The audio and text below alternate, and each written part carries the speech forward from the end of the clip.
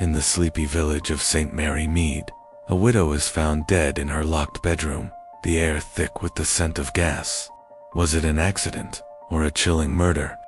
Miss Jane Marple, with her sharp eyes and sharper mind, unravels a web of greed and secrets. A son desperate for his inheritance, a maid hiding her fears, a lawyer clutching his briefcase, and a cousin seething with NVO are suspects in a deadly puzzle.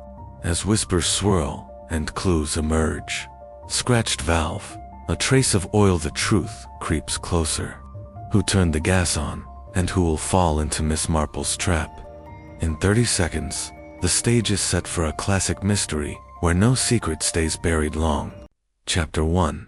The house on Willow Lane, the village of St. Mary Mead, lay cradled in the soft folds of the English countryside, its cottages winking under the pale October sun. Willow Lane, a narrow ribbon of cobblestones, wound through the heart of the village, fringed with hawthorn hedges and the last stubborn roses of autumn.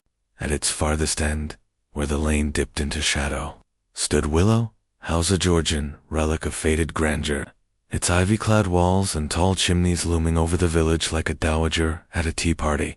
It was here, in this house of quiet opulence, that Mrs. Eleanor Hargreaves had lived out her widowhood, and it was here, the village learned, with a collective gasp, that she had met her end, Miss Jane Marple, seated by the lace-curtained window of her own modest cottage, was knitting a pale pink shawl for her niece's newborn when the news reached her. The milkman, young Tommy Pierce, paused at her gate, his eyes wide with the thrill of calamity. "It's Mrs. Hargreaves, miss," he said, his voice low but eager. "Found dead this morning, in her bedroom. They're saying it was the gas melted all through the house." "They did." He lingered, hoping for a reaction, but Miss Marple only nodded, her needles clicking steadily, her mild blue eyes fixed on the wool. "Dear me," she murmured. "How very shocking." Tommy, disappointed by her calm, shuffled off, but Miss Marple's mind was already stirring. She had known Mrs. Hargreaves, not intimately, but as one knows the fixtures of village life, a tall, stately woman of 60, her silver hair always immaculate, her mourning black, relieved only by a single strand of pearls. A widow for a decade, she had ruled Willow House with a gentle but unyielding hand, her wealth a subject of discreet envy among the villagers. Gas, Miss Marple thought, was an odd way to die in a house so well kept. She set her knitting aside, and rose, her small, bird-like frame moving with purpose to the window. Across the lane, she could see the vicar's wife, Mrs. Clement, hurrying toward the post office, no doubt to spread the tale. By midday, St. Mary Mead was alight with whispers. Miss Marple, taking her usual walk to the village shop, gathered fragments of the story like so many dropped stitches. The grocer, Mr. Tuttle, mentioned that Mrs. Hargreaves' maid, Lizzie Turner, had found the body, her screams rousing the household. The postmistress, Miss Weatherby, added that the bedroom door had been locked, a detail she'd gleaned from the butcher's boy. And old Mrs. Price, leaning on her stick outside the church, muttered darkly about that son of hers, Edward Hargreaves, who was said to be in London but whose debts were a village legend.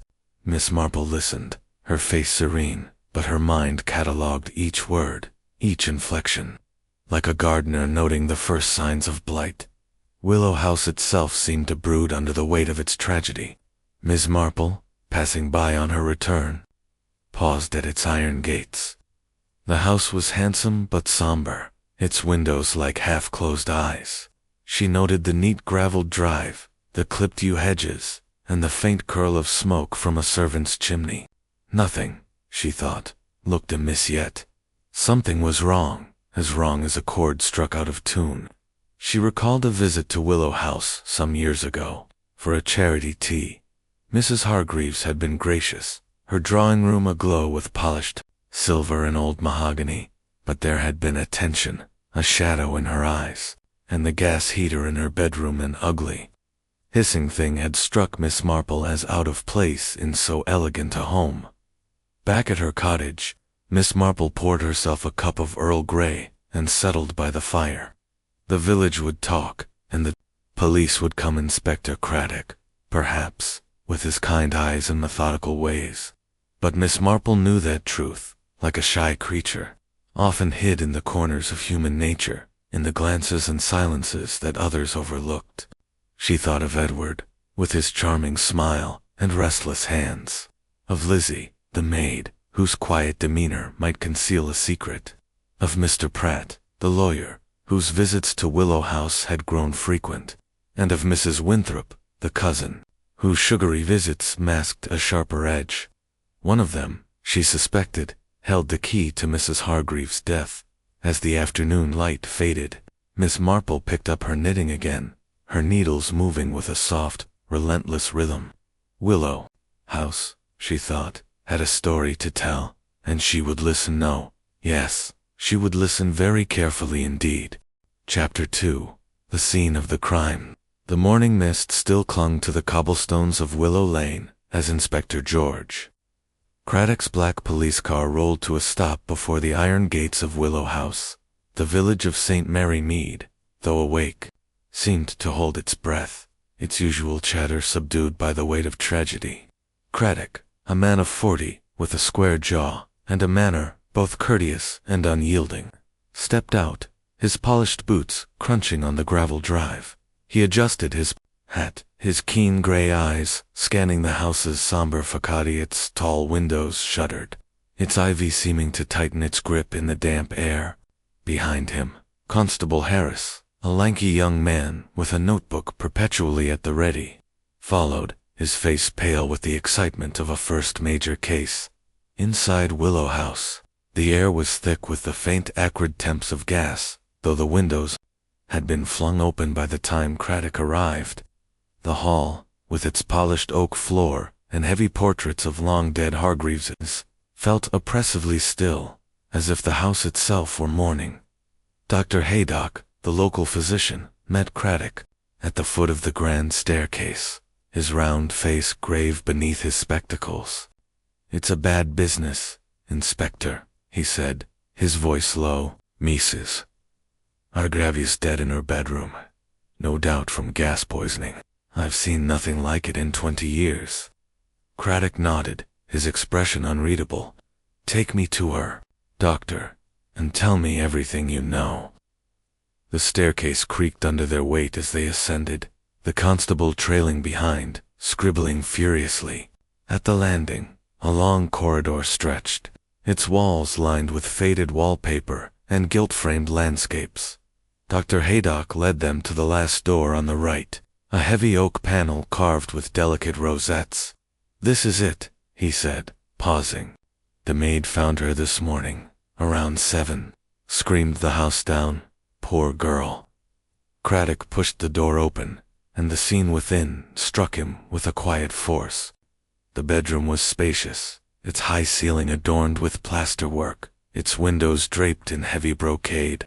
A 4-poster bed dominated the room, its damask curtains drawn back to reveal Mrs. Eleanor Hargreaves, lying as if asleep, her silver hair fanned across the pillow, her face serene but unnaturally pale.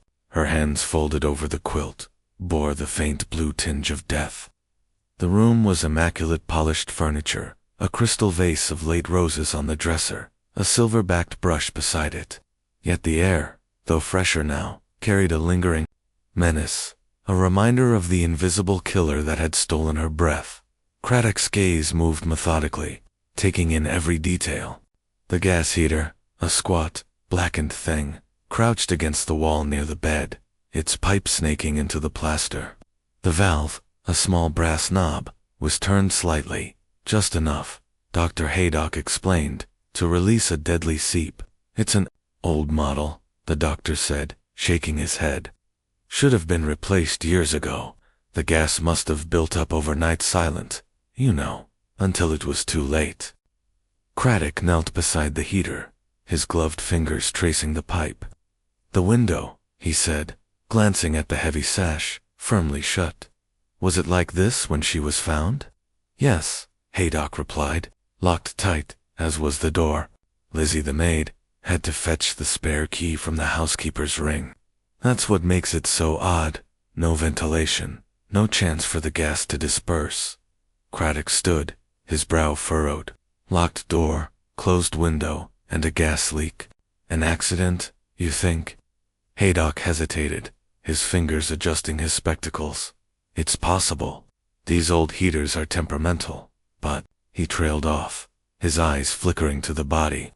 She was healthy, Inspector.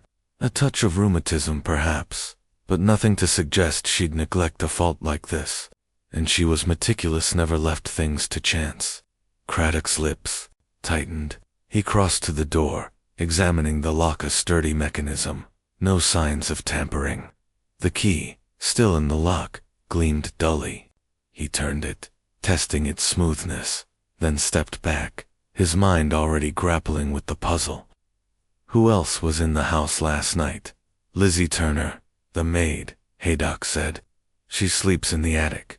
Mrs. Dobbs, the cook, was here until 9, then went home to her cottage. No one else, as far as I know. Mrs. Hargreaves lived quietly, didn't care for visitors. Craddock nodded, filing the information away. I'll need to speak with the maid. And anyone else close to her family. Friends, her lawyer, constable. Fetch Miss Marple, will you? She's got a way of seeing things we might miss. Harris, startled, blinked. Miss Marple, sir? The old lady on High Street? The very one, Craddock said, a faint smile tugging at his lips. Don't let her knitting fool you, lad. She's sharper than a razor. As Harris hurried off, Craddock continued his inspection. He noted the untouched jewelry box on the dresser.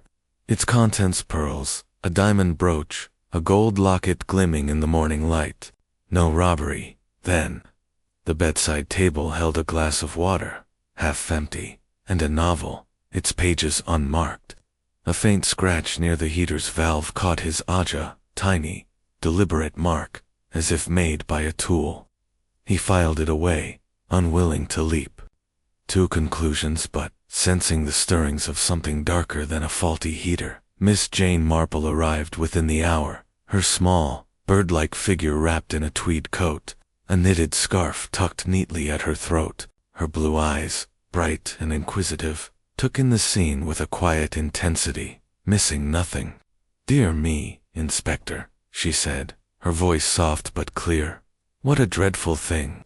Poor Mrs. Hargreaves." Craddock greeted her warmly, accustomed to her unassuming brilliance. "I'd value your thoughts, Miss Marple. It's a queer case, locked room, gas leak, no obvious signs of foul play. But something's off, isn't it?" Miss Marple stepped into the room, her gaze sweeping from the bed to the heater, then to the window and door. She moved lightly, her steps deliberate, as if tracing an invisible thread. "Oh, yes," she murmured. "Something's very off indeed." She paused by the heater, her head tilted, studying the valve and its faint scratch. "This mark," she said, almost to herself. "It's not the sort of thing one makes by accident, is it?" Craddock nodded, impressed but unsurprised. "I noticed it too. Could be nothing or everything. What else do you see?" Miss Marple's eyes roamed the room, lingering on the pristine quilt, the untouched jewelry, the closed window. "It's all so tidy," she said. "Too tidy, perhaps." Mrs. Hargreaves was careful, as Dr. Haydock said. A woman like that doesn't leave a gas valve ajar, not in a room she locks so securely. She crossed to the dresser, her fingers brushing the edge of the jewelry box. And nothing taken, nothing disturbed. If it was an accident, it's a very convenient one, don't you think? Craddock's jaw tightened. "You're suggesting murder?" Miss Marple's lips pursed, a faint frown creasing her brow. "I'm suggesting nothing yet, Inspector.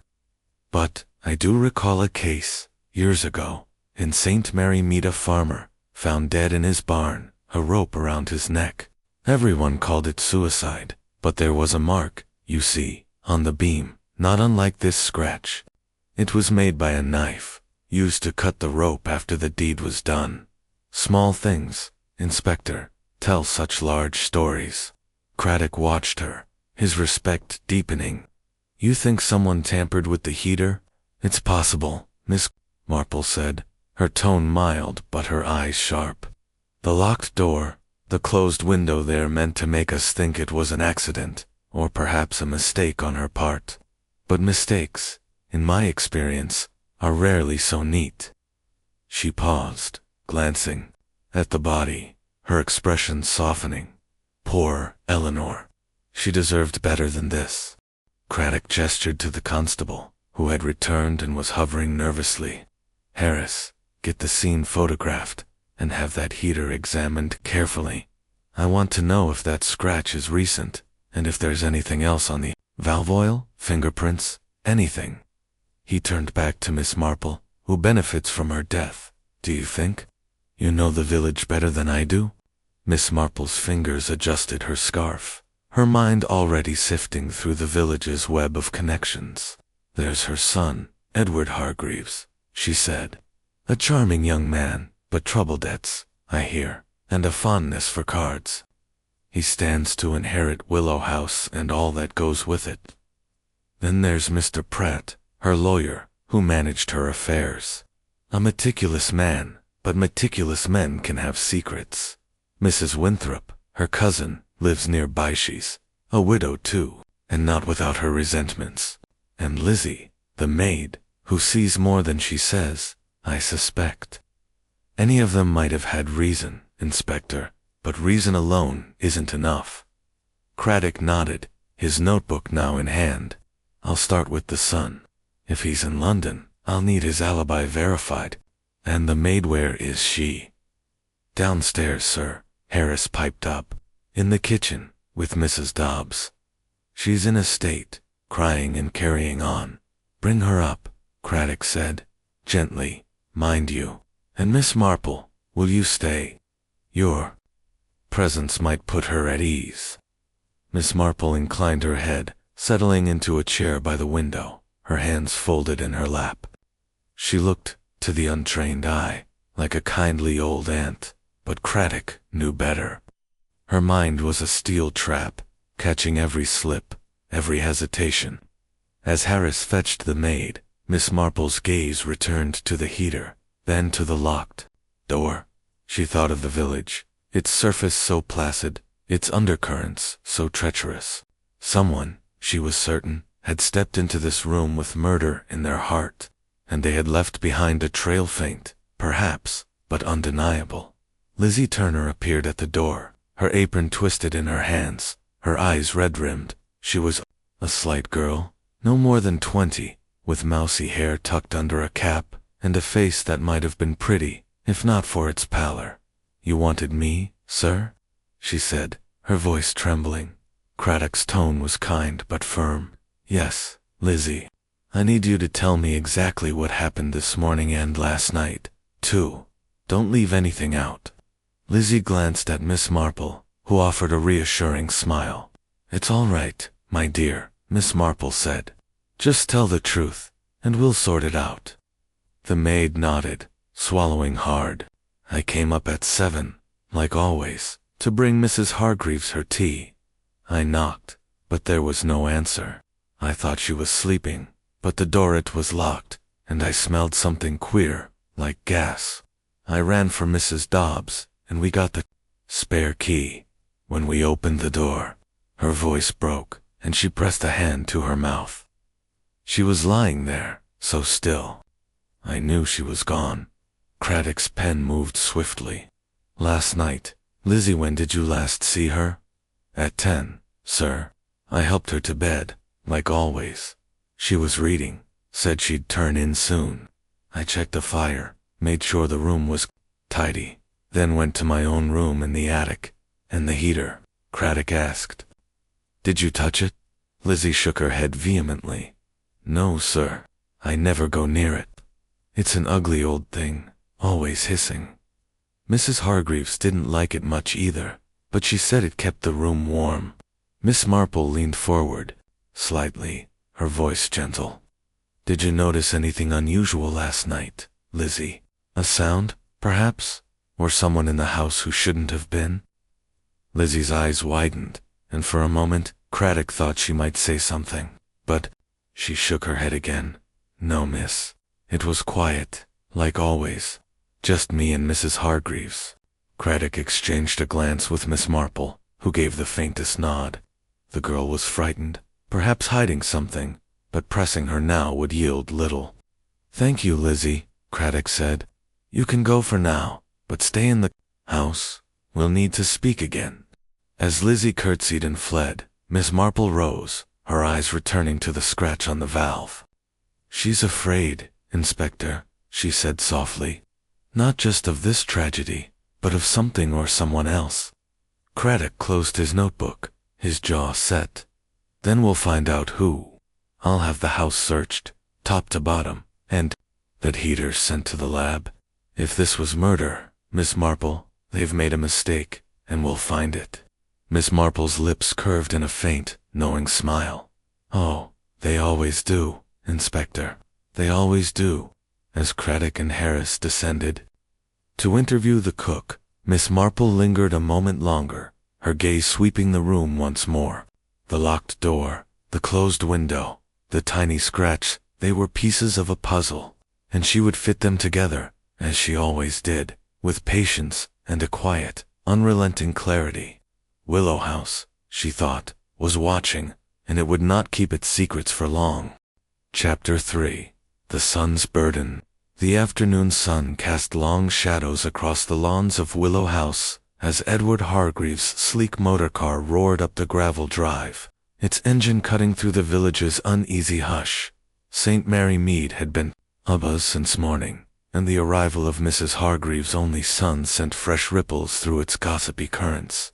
Miss Jane Marple, taking tea with Mrs. Clement at the vicarage, heard the car's distant rumble and paused, her teacup halfway to her lips. That will be Edward, she said, her voice soft but laced with interest.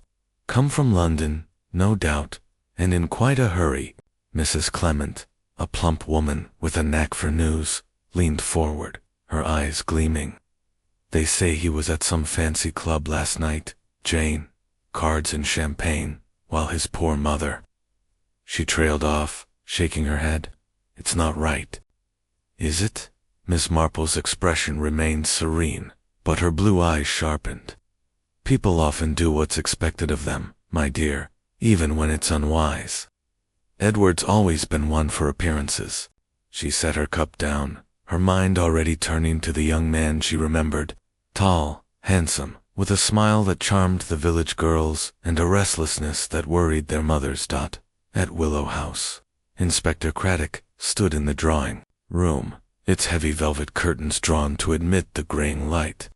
The room was a study in faded elegance, mahogany furniture polished to a gleam, a Persian rug soft underfoot, and a portrait of the late Mr. Hargreaves glowering from above the mantel. Craddock's notebook lay open on a side table, but his attention was fixed on the door as Edward Hargreaves entered, his overcoat slung over one arm, his face pale but composed. Inspector, Edward said, extending a hand, his voice smooth despite the faint tremor in it. I came as soon as I heard. It's unthinkable. My mother, gone like this. He sank into an armchair, running a hand through his dark hair, his eyes fixed on the rug as if it held answers. Craddock studied him, noting the tailored suit, slightly rumpled from the drive, and the nervous flick of his fingers against the armrest. My condolences, Mr. Hargreaves, he said, his tone measured. I need to ask you a few questions, if you're up to it. The sooner we understand what happened, the better. Edward nodded, his jaw tightening. Of course, anything to help. Miss Marple, who had arrived at Craddock's invitation, sat quietly in a corner, her knitting needles clicking softly, her presence almost unnoticed. But her eyes missed nothing the way Edward's gaze darted to the door, the faint sheen of sweat on his brow, the way his charm seemed to falter under scrutiny.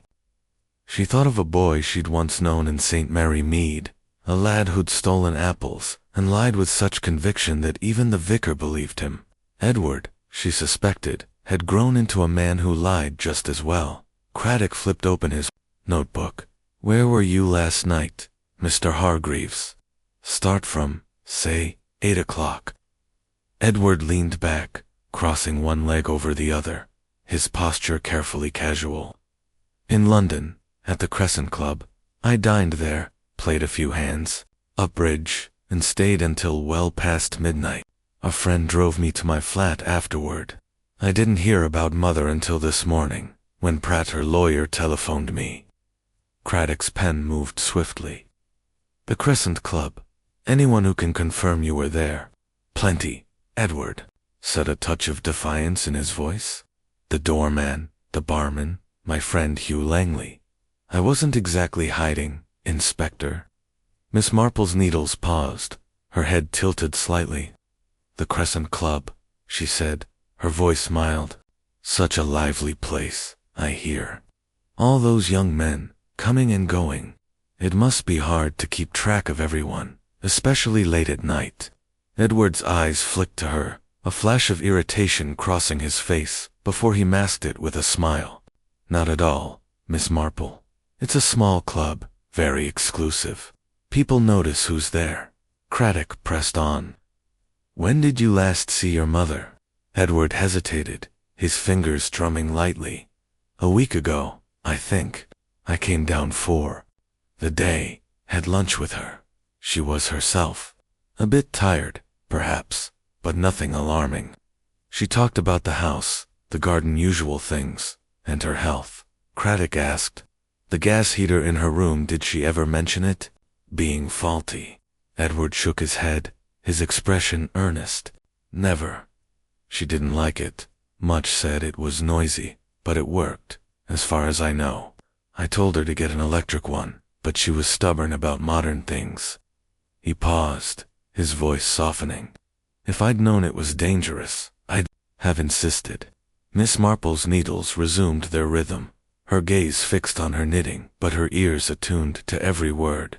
She noted the practiced cadence of Edward's answers, the way he leaned into his grief, just enough to seem sincere.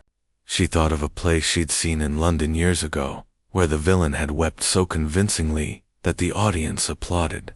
Edward, she suspected, was playing a part, and playing it well. Craddock shifted tack. Your mother's estate's substantial, I understand. Willow House, investments, the lot, who inherits? Edward's eyes narrowed, but his voice remained steady. I suppose I do, Inspector. I'm her only child.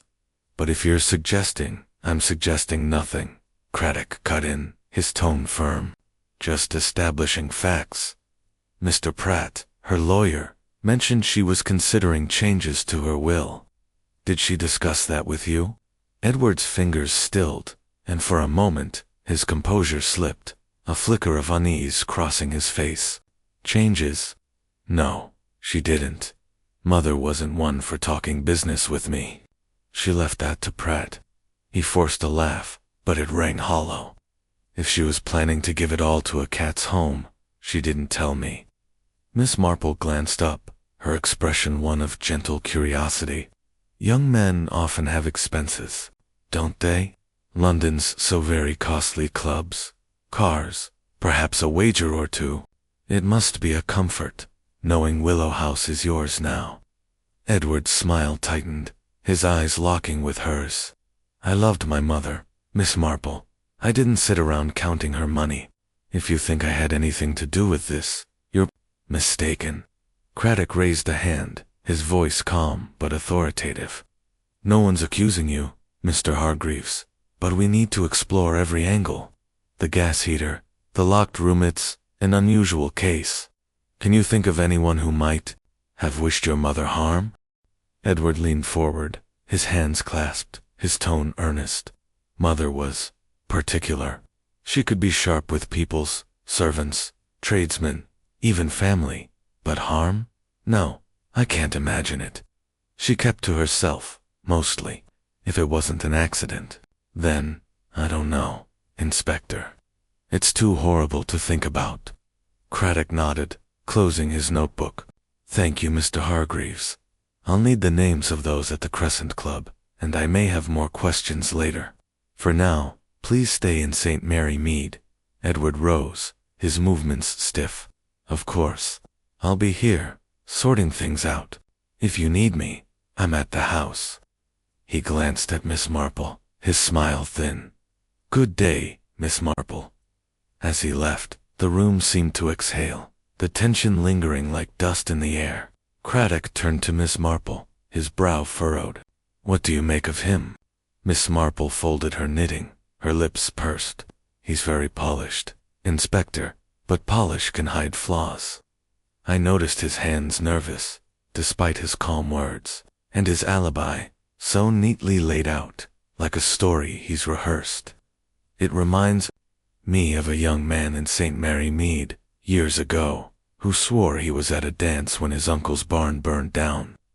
He had witnesses, too, until one let slip he'd left early. Craddock's eyes narrowed.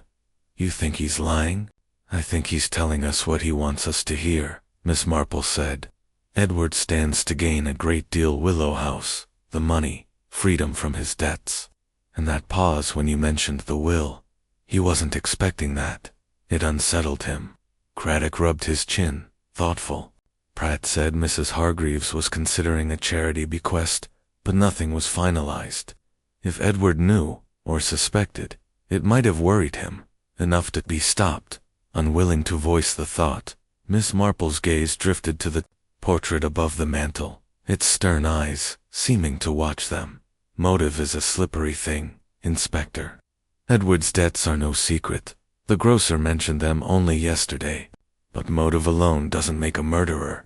We need proof, and we need to understand the house, its rhythms, its secrets. Craddock nodded, his resolve hardening. I'll have his alibi checked, and I want a closer look at that heater. If Edward was here last night, someone might have seen him or his car. St. Mary Mead doesn't miss much. Miss Marple smiled faintly. No, it doesn't. And neither do I, Inspector. Neither do I. As Craddock moved to summon Constable Harris, Miss Marple lingered, her eyes tracing the room's edges, the heavy curtains, the locked door to the hall, the faint scent of lavender that clung to the air. Edward Hargreaves, she thought, was a man in a hurry, but hurrying where? To wealth or to ruin? She would watch him, as she watched everyone, with the patience of a gardener waiting for a seed to sprout. The truth, she knew, was already taking root. Chapter 4. The Maid's Secrets. The kitchen of Willow House was a warm, cavernous space, its flagstone floor worn smooth by decades of bustling servants. Copper pots gleamed on their hooks, and the scent of fresh bread lingered, though the oven stood cold in deference to the day's tragedy. At the scrubbed oak table sat Lizzie Turner, the maid, her hands twisting a damp handkerchief, her eyes darting like those of a trapped animal. The morning's shock had left her pale, her mousy hair escaping its cap in wisps, and her apron bore faint smudges from nervous wiping. Mrs. Dobbs, the cook, hovered nearby, her broad frame a comforting presence as she stirred a pot of tea. No one would drink. Inspector Craddock had chosen the kitchen for this interview. Sensing the formal drawing room might stifle the girl's tongue, Miss Jane Marple, at his request, sat opposite Lizzie, her small figure swathed in a gray shawl, her knitting resting in her lap like a prop in a play. Her face was all kindness, but her blue eyes were sharp, catching every flicker of Lizzie's expression, every tremble of her hands.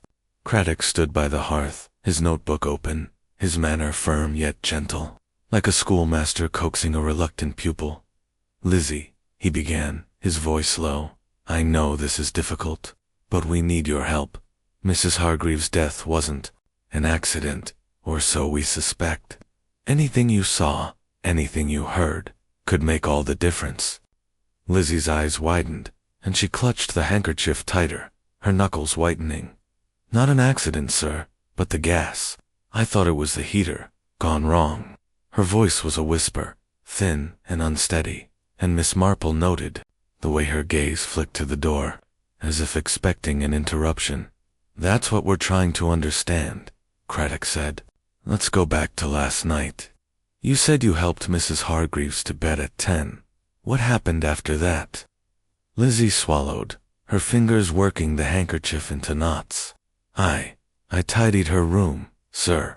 Made sure the fire was low. Checked her water jug, like always. She was sitting up, reading her book, something with a green cover. I don't know the name. She said good night, and I left. I locked the door, as she liked, and went to my room in the attic. Craddock's pen scratched softly. You locked the door. With the key she kept? Yes, sir. She always wanted it locked at night. Said it made her feel safe, being alone in the house, mostly. I gave her the key, and I heard it turn after I left. Miss Marple leaned forward, her voice soft as a lullaby. And the gas heater, Lizzie. You mentioned yesterday you didn't like it. Did you notice anything odd about it last night? Any smell? Any sound? Lizzie's hands stilled, and for a moment, her breath caught, as if the question had snagged on something hidden.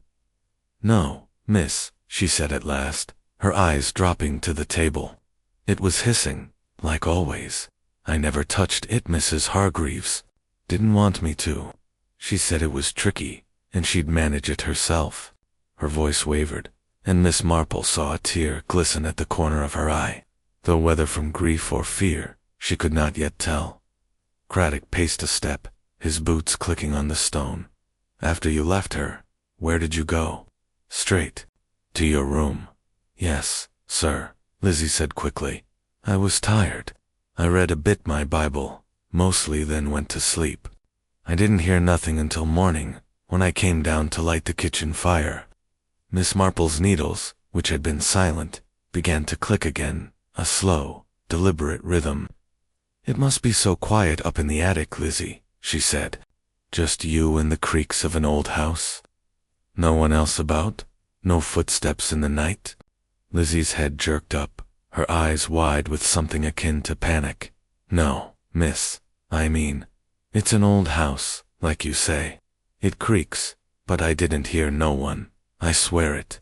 Her voice rose, and Mrs. Dobbs laid a hand on her shoulder, murmuring their pet. Craddock exchanged a glance with Miss Marple, his brow furrowing. Lizzie, you're not in trouble, he said. But if you're holding something back, now's the time to tell us. Did anyone come to the house yesterday, Mr. Edward? Perhaps? Or Mr. Pratt? Or Mrs. Winthrop? Lizzie shook her head vehemently, her cap slipping further. No one, sir. Mr. Pratt was here 2 days ago, talking to Mrs. Hargreaves in the study. But not yesterday.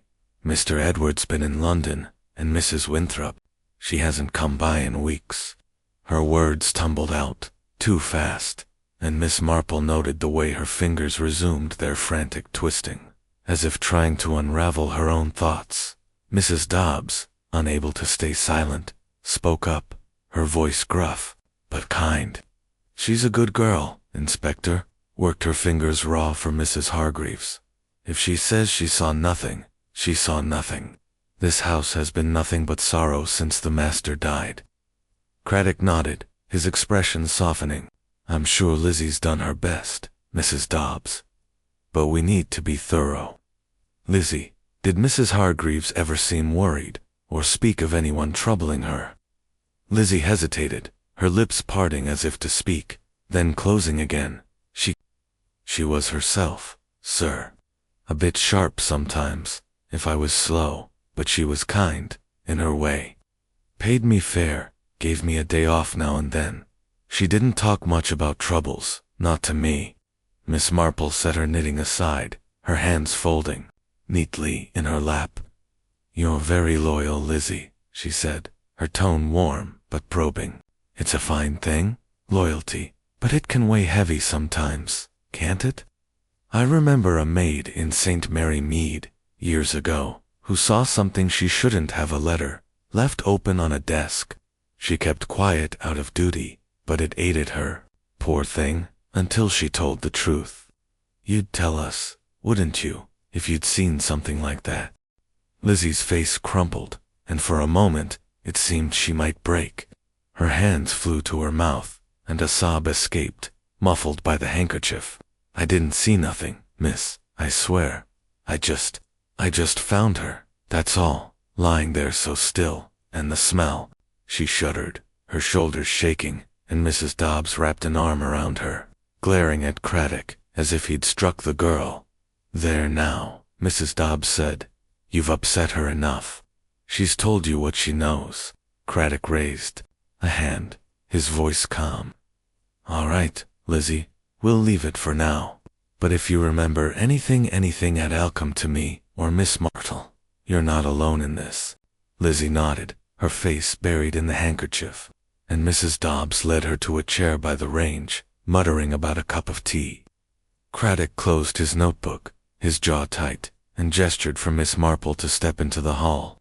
The corridor was dim, its air cooler, and the portraits along the walls seemed to watch as they spoke in low tones. She's hiding something, Craddock said, his voice barely above a whisper. Did you see how she froze when you mentioned footsteps? She's scared, but of what or who? Miss Marple's eyes gleamed in the half-light, her mind sifting through the girl's words like a seamstress sorting threads. Fear is a powerful thing, Inspector. Lizzie's young, and she's been in this house 3 years, close to Mrs. Hargreaves, close to the family's secrets. She knows more than she's saying, but it's not malice, I think. It's dread of being caught in something bigger than herself. Craddock rubbed his chin, thoughtful. You think she saw someone that night? Edward, maybe, sneaking in? Perhaps, Miss Marple said, her tone measured. Or perhaps it's not what she saw, but what she heard, or what she suspects. That hesitation when I asked about the whodunit wasn't just dislike. She's afraid of it, or of what it means. And her room, so close to the kitchen, where the gas main runs. She'd hear if someone tampered with it, wouldn't she? Craddock's eyes narrowed. The gas main. I hadn't thought of that. If someone adjusted it to feed the heater, it could have been done from the kitchen, not the bedroom. I'll have it checked for prints, though I doubt we'll find much. The killer's been careful. Miss Marple nodded, her gaze drifting to the staircase, where the faint echo of Lizzie's sobs carried. Careful, yes, but not perfect. Lizzie's fear is a crack in their plan, Inspector. She's not a liar, but she's not telling us everything. I think a quiet word, later, might loosen her tongue over tea, perhaps, away from this house. Craddock smiled faintly, accustomed to her methods. You've a way with people, Miss Marple. I'll leave that to you. For now, I'll dig into Edward's alibi and get Pratt in for a chat. If the will was a motive, he'd know. As they parted, Craddock heading for the front door, and Miss Marple lingering in the hall. She paused by a small table, where a vase of wilted chrysanthemums stood. She touched a petal, her mind turning to Lizzie's trembling hands, her quick denials. She thought of a girl in St. Mary Mead, long ago, who'd kept silent about a stolen brooch until guilt drove her to confess. Lizzie, she suspected, was carrying a similar burden, and Miss Marple would wait, patient as ever. For the moment, it broke free. Chapter 5. The lawyers counseled the village of St. Mary Mead wore its late afternoon calm like a well-worn shawl, the golden light slanting through the elms and dappling the cobblestones of the high street. At the post office, a small, bustling hub of gossip, Miss Jane Marple paused to purchase a stamp, her ears attuned to the chatter of the postmistress, Miss Weatherby, who was recounting the morning's tragedy at Willow House with relish. And Mr. Pratt was there, you know, not 2 days ago, Miss Weatherby said to a customer, her voice low but carrying. All business, as usual, with that briefcase of his, clutched like it held the crown jewels. Miss Marple's lips curved faintly, and she tucked the stamp into her purse, filing the tidbit away. Mr. Reginald Pratt, Mrs. Hargreaves' lawyer, was a figure of quiet authority in the village, a wiry, bespectacled man whose precise manners and tailored suits set him apart from St. Mary Mead's more rustic residents.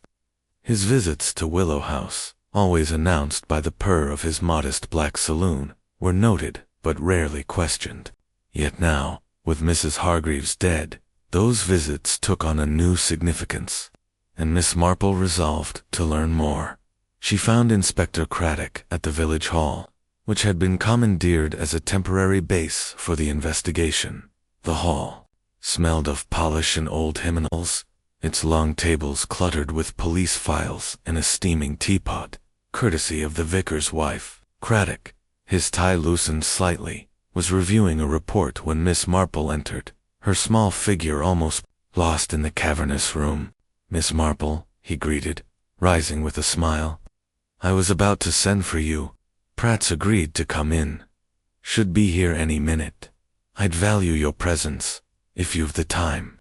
"Time is one thing I have in abundance, Inspector," Miss Marple replied, settling into a chair with her knitting bag. "And Mr. Pratt, I think, may have more to tell us than he realizes." Moments later, the door swung open, and Reginald Pratt stepped inside. His briefcase indeed clutched tightly, his thin face composed but wary. He was a man of 50, with sharp features and hair slicked back with precision, his gray suit as immaculate as his reputation. "Inspector Craddock," he said, his voice clipped, "I came as soon as I could. This is a terrible loss. Mrs. Hargreaves was a valued client." Craddock gestured to a chair. "Thank you for coming, Mr. Pratt. Please, sit. We're trying to piece together what happened, and as Mrs. Hargreaves' lawyer, you're uniquely placed to help." Pratt sat, placing his briefcase on the table, with care, his fingers lingering on its handle.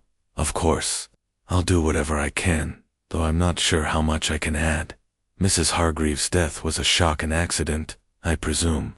Craddock's eyes narrowed slightly, but his tone remained even. "That's what we're determining. Let's start with your last visit to Willow House. Miss Weatherby mentioned you were there 2 days ago. What was the purpose?" Pratt adjusted his spectacles, a small, deliberate gesture. "I called to discuss her financial affairs, as I often did. Mrs. Hargreaves had investment stocks, bonds, a few properties, and she liked to review them regularly. We went over her portfolio, made some minor adjustments, nothing out of the ordinary." Miss Marple's needles clicked softly, her gaze fixed on her knitting, but her attention on Pratt's measured words. She noted the way his hands, though steady, gripped the briefcase a fraction too tightly, as if it were a shield. "It must be a great responsibility," she said, her voice mild, "managing such a fortune. Mrs. Hargreaves trusted you implicitly, didn't she?" Pratt's eyes flicked to her, a flash of caution in them. "She did, Miss Marple. I took my duties seriously. Her estate was complex, but I ensured everything was in order." Craddock leaned forward, his notebook open. "You mentioned her. Well, yesterday, Mr. Pratt, you said she was considering changes, possibly a bequest to a charity. Can you elaborate?" Pratt hesitated, his fingers tapping the briefcase once, twice, before stilling. It was a discussion, nothing more. Mrs. Hargreaves had been approached by a local charity, a children's home, I believe, and she was considering a donation, perhaps in her will. She hadn't decided, and I advised her to take her time. Her son, Edward, was still the primary beneficiary, as things stood. Miss Marple's needles paused, her head tilting slightly. "And did Edward know of this potential change? Young men can be so impatient, can't they, when money's involved?" Pratt's lips thinned, and he shifted in his chair. "I didn't discuss it with Edward, and I doubt Mrs. Hargreaves did. She was private about such matters, but Edward, he's not a patient man, I'll grant you. He's asked me about his mother's finances before, though I always referred him to her." Craddock's pen scratched across the page. "When you saw Mrs. Hargreaves, did she seem worried? Any mention of threats, or anyone troubling her?" Pratt shook his head, his expression smooth. "No, nothing like that. She was in good spirits, though perhaps a touch tired. She mentioned the gas heater in her room, said it was noisy, but she'd grown used to it. I suggested she replace it, but she brushed it off. Said it had been there since her husband's time." Miss Marple's eyes sharpened, though her face remained serene. The heater, she said softly. How interesting that she mentioned it. And you, Mr. Pratt? Did you ever see it, or notice anything amiss in the house? Pratt's fingers tightened on the briefcase, a fleeting movement. I'm no mechanic, Miss Marple. I was there for legal matters, not to inspect the plumbing. The house seemed as it always did, well kept, orderly. Mrs. Hargreaves ran a tight ship. Craddock changed tack. Your visits to Willow House, how often were they?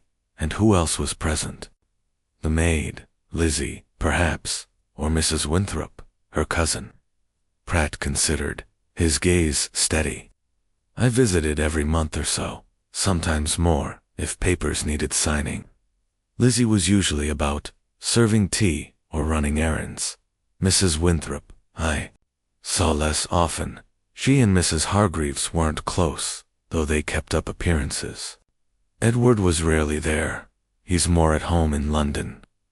Miss Marple leaned forward, her voice gentle but probing.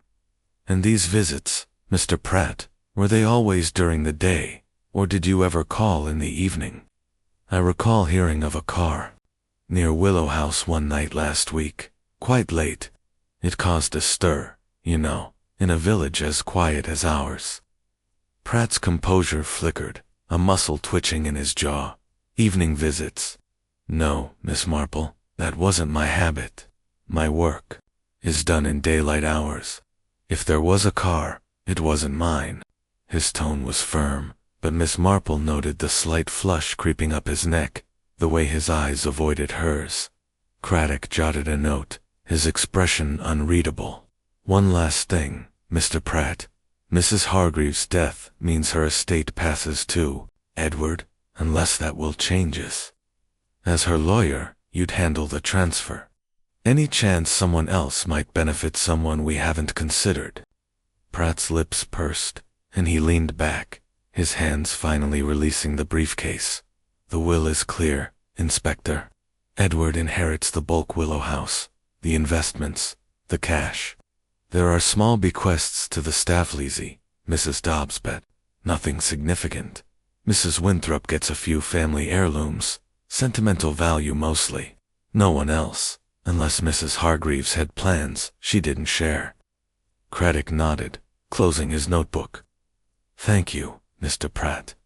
We may need to speak again, so please stay local. And if anything comes to mind, anything at all, let me know. Pratt rose, smoothing his suit. Of course, Inspector. I want this resolved as much as you do. He glanced at Miss Marple, his smile tight. Good day, Miss Marple. As the door closed behind him, Craddock turned to Miss Marple, his brow furrowed. He's smooth, I'll give him that. But he's holding back. Did you see how he gripped that briefcase, like it was his lifeline? Miss Marple folded her knitting, her lips pursed. Oh yes, Inspector. Mr. Pratt is a man who likes control, and control makes secrets. That pause when I mentioned the car, he wasn't expecting it, and it rattled him.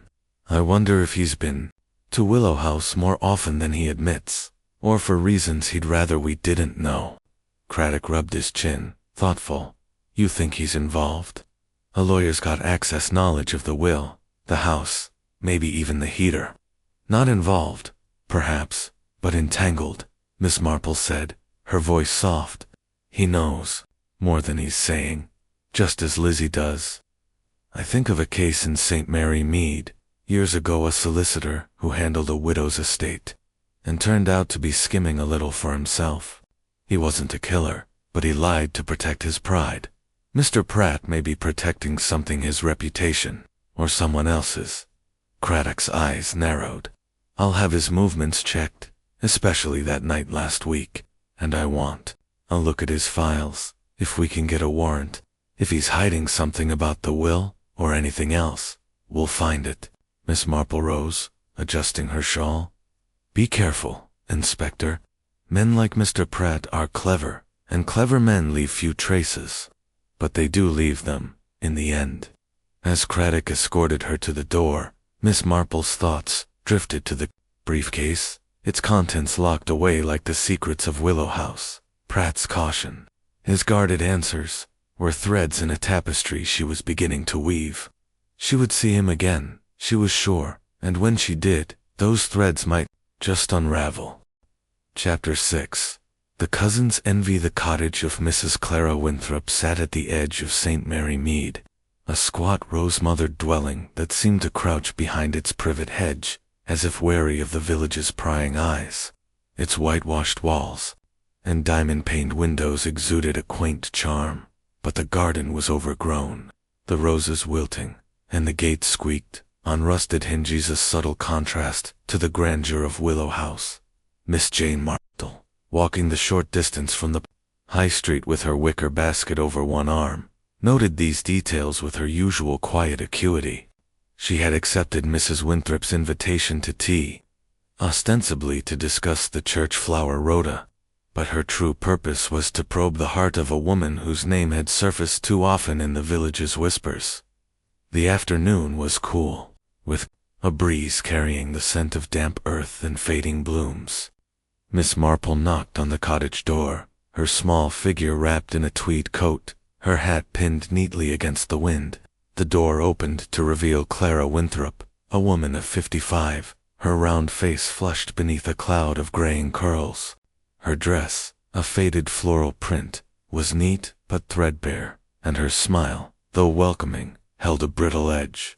"Miss Marple, how kind of you to come," she said, her voice sugary but strained. "Do come in, the kettle's just boiled." The parlor was a clutter of chintz and knick-knack doilies on every surface, a chipped porcelain shepherdess on the mantel, and photographs in tarnished silver frames crowding a sideboard. The air smelled of lavender and mildew, and the tea tray, set on a low table, bore a mismatched set of cups and a plate of slightly stale scones. Miss Marple settled into a sagging armchair, her basket at her feet, and accepted a cup with a murmur of thanks. Her blue eyes, bright and unyielding, took in the room's every detail, the frayed curtains, the locked bureau in the corner, the way Clara's hands fluttered as she poured. "Such a dreadful business at Willow House," Miss Marple began, her tone gentle but deliberate. "Poor Eleanor. It's shaken the village, hasn't it?" Clara's smile faltered, and she set the teapot down with a faint clatter. "Oh, dreadful, yes. I still can't believe Italon are gone so suddenly. That gas heater, they say, she should have had it replaced years ago." Her voice was sympathetic, but Miss Marple caught a flicker of something else, satisfaction, perhaps, or relief. "You were cousins, weren't you?" Miss Marple said, sipping her tea, which was weak and lukewarm. "I remember seeing you at Willow House now and then, though not often. Family ties can be so delicate, can't they?" Clara's fingers tightened on her cup, her knuckles whitening. "We were cousins, yes, though not close, not really. Eleanor was, well, she kept her distance. Always so grand, with that big house and her money.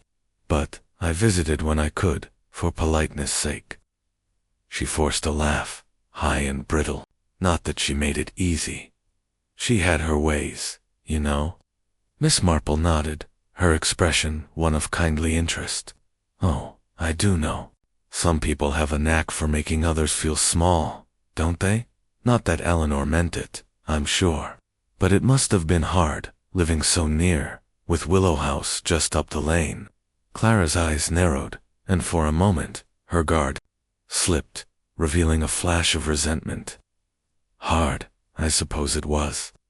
Eleanor had everything, money, status, that house like a palace, and me, well, I've this cottage, and barely enough to keep it standing. But I never complained, Miss Marple. I made do." Her voice trembled, and she reached for a scone, crumbling it nervously onto her plate. Miss Marple's gaze softened, but her mind was sharp, cataloging every word, every gesture. She thought of a woman in St. Mary Mead, years ago, who'd envied her sister's fine dresses and spread cruel rumors to tarnish her joy. Clara, she suspected, carried a similar grudge, one that had festered in the shadow of Willow House.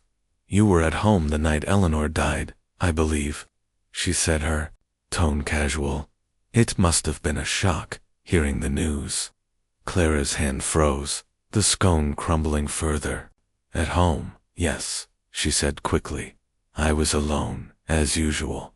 I go to bed early 9, 1/2 at the latest. I didn't hear a thing until morning, when the milkman told me.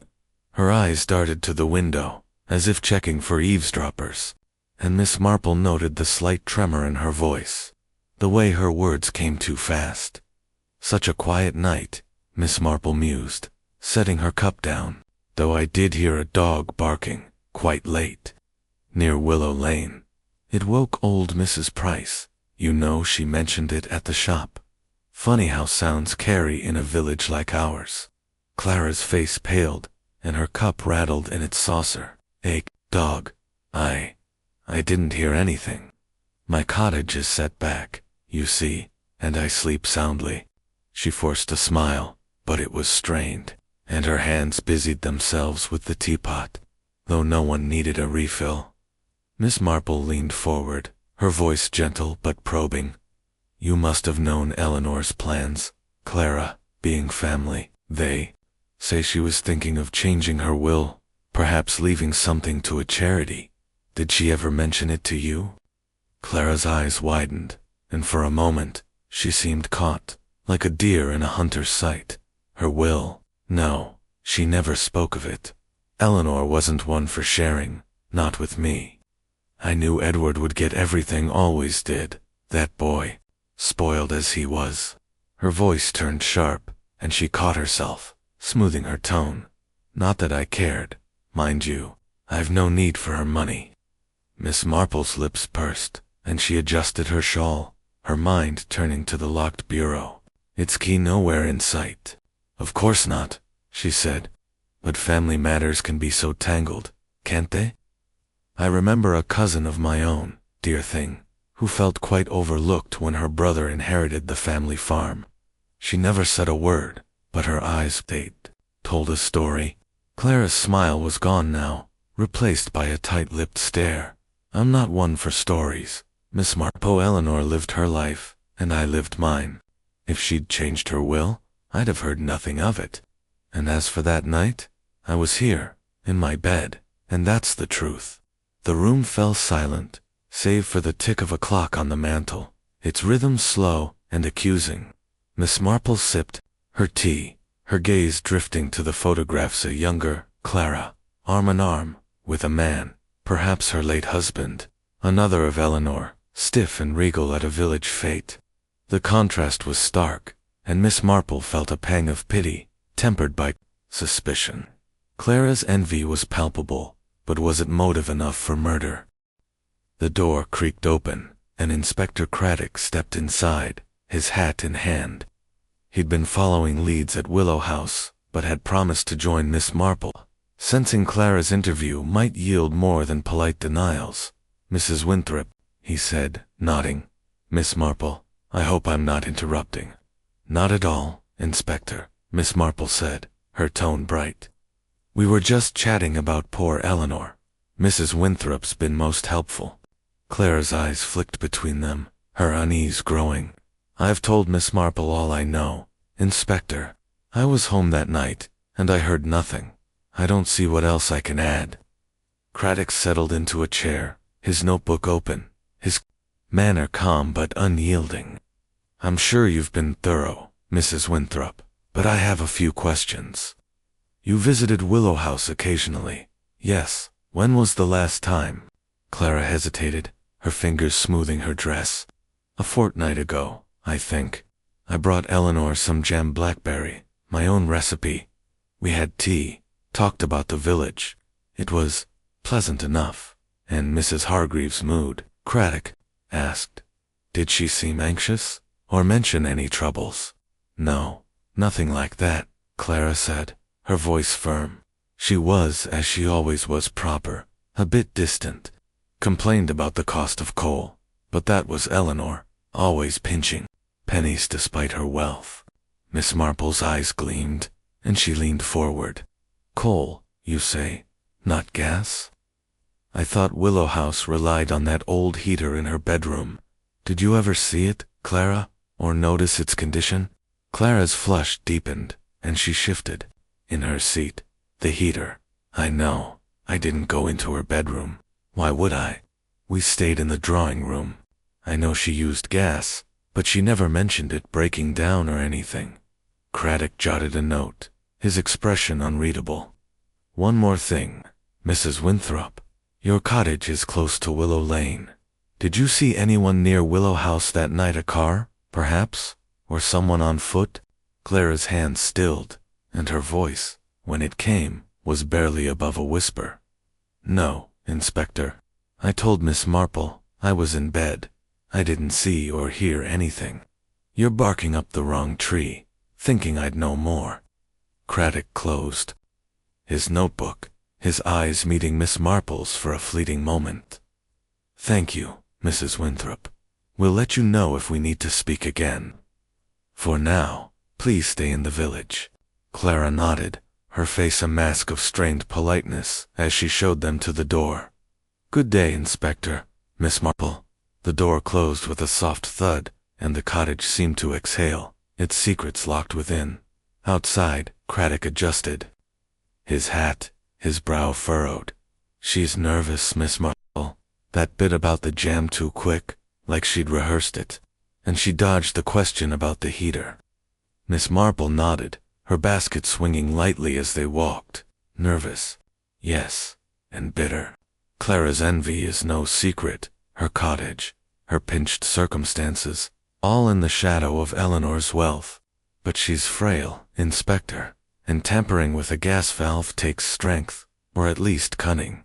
I wonder if she's protecting someone, or simply afraid of being suspected. Craddock's jaw tightened.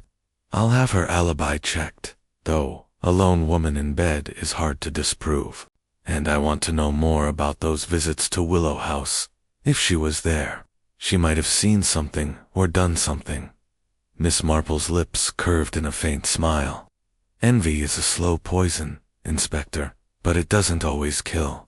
Clara's part in this puzzle is small, I think, but not insignificant.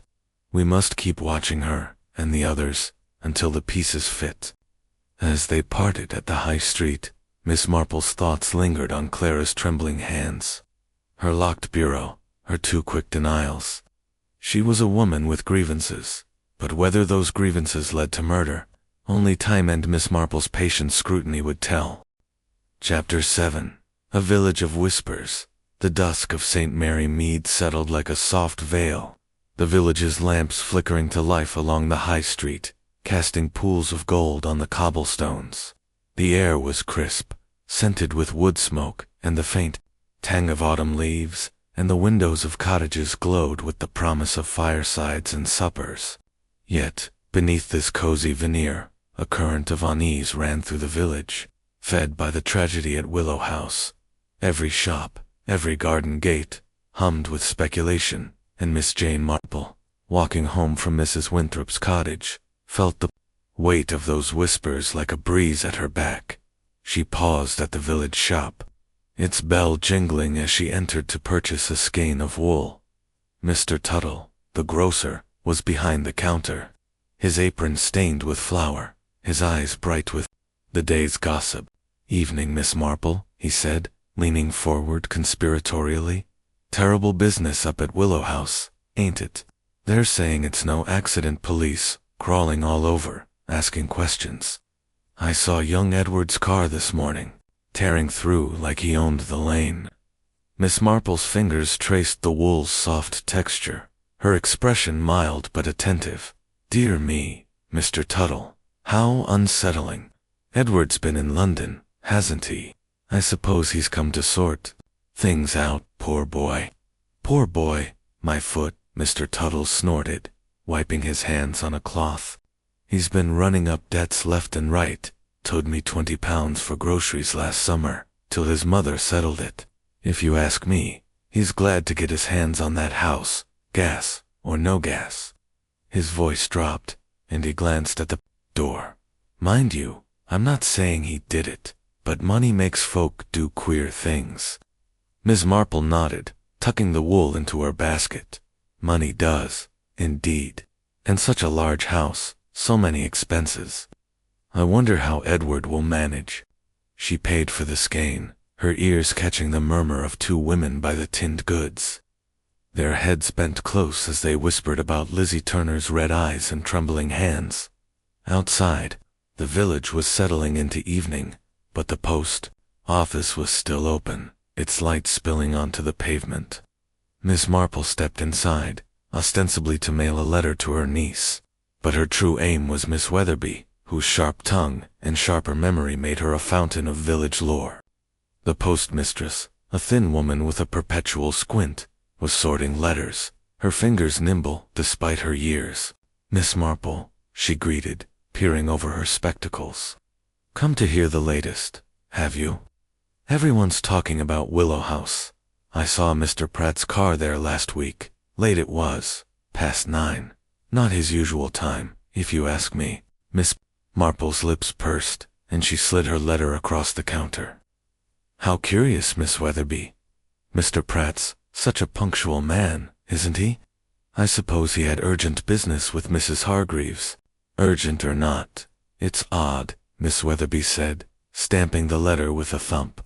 "He's been up there more than usual lately, always with that briefcase. And then there's Mrs. Winthrop, flouncing about with her homemade jam, acting like she and Mrs. Hargreaves were bosom friends. I reckon she's got her eye on something jewelry maybe, or a bit of the will." She leaned closer, her voice a stage whisper. "You don't think she'd meddle with that gas, do you?" Miss Marple's eyes twinkled, but her tone was grave. "Oh, I shouldn't think so, Miss Weatherby. Clara's not the sort for meddling, is she? Though envy can make people act strangely, I've found. I remember a woman in St. Mary Mead, years ago, who coveted her neighbor's silver teapot and spread all manner of tales to get it. Gossip's a powerful thing." Miss Weatherby nodded sagely, pleased to be confided in. "That it is.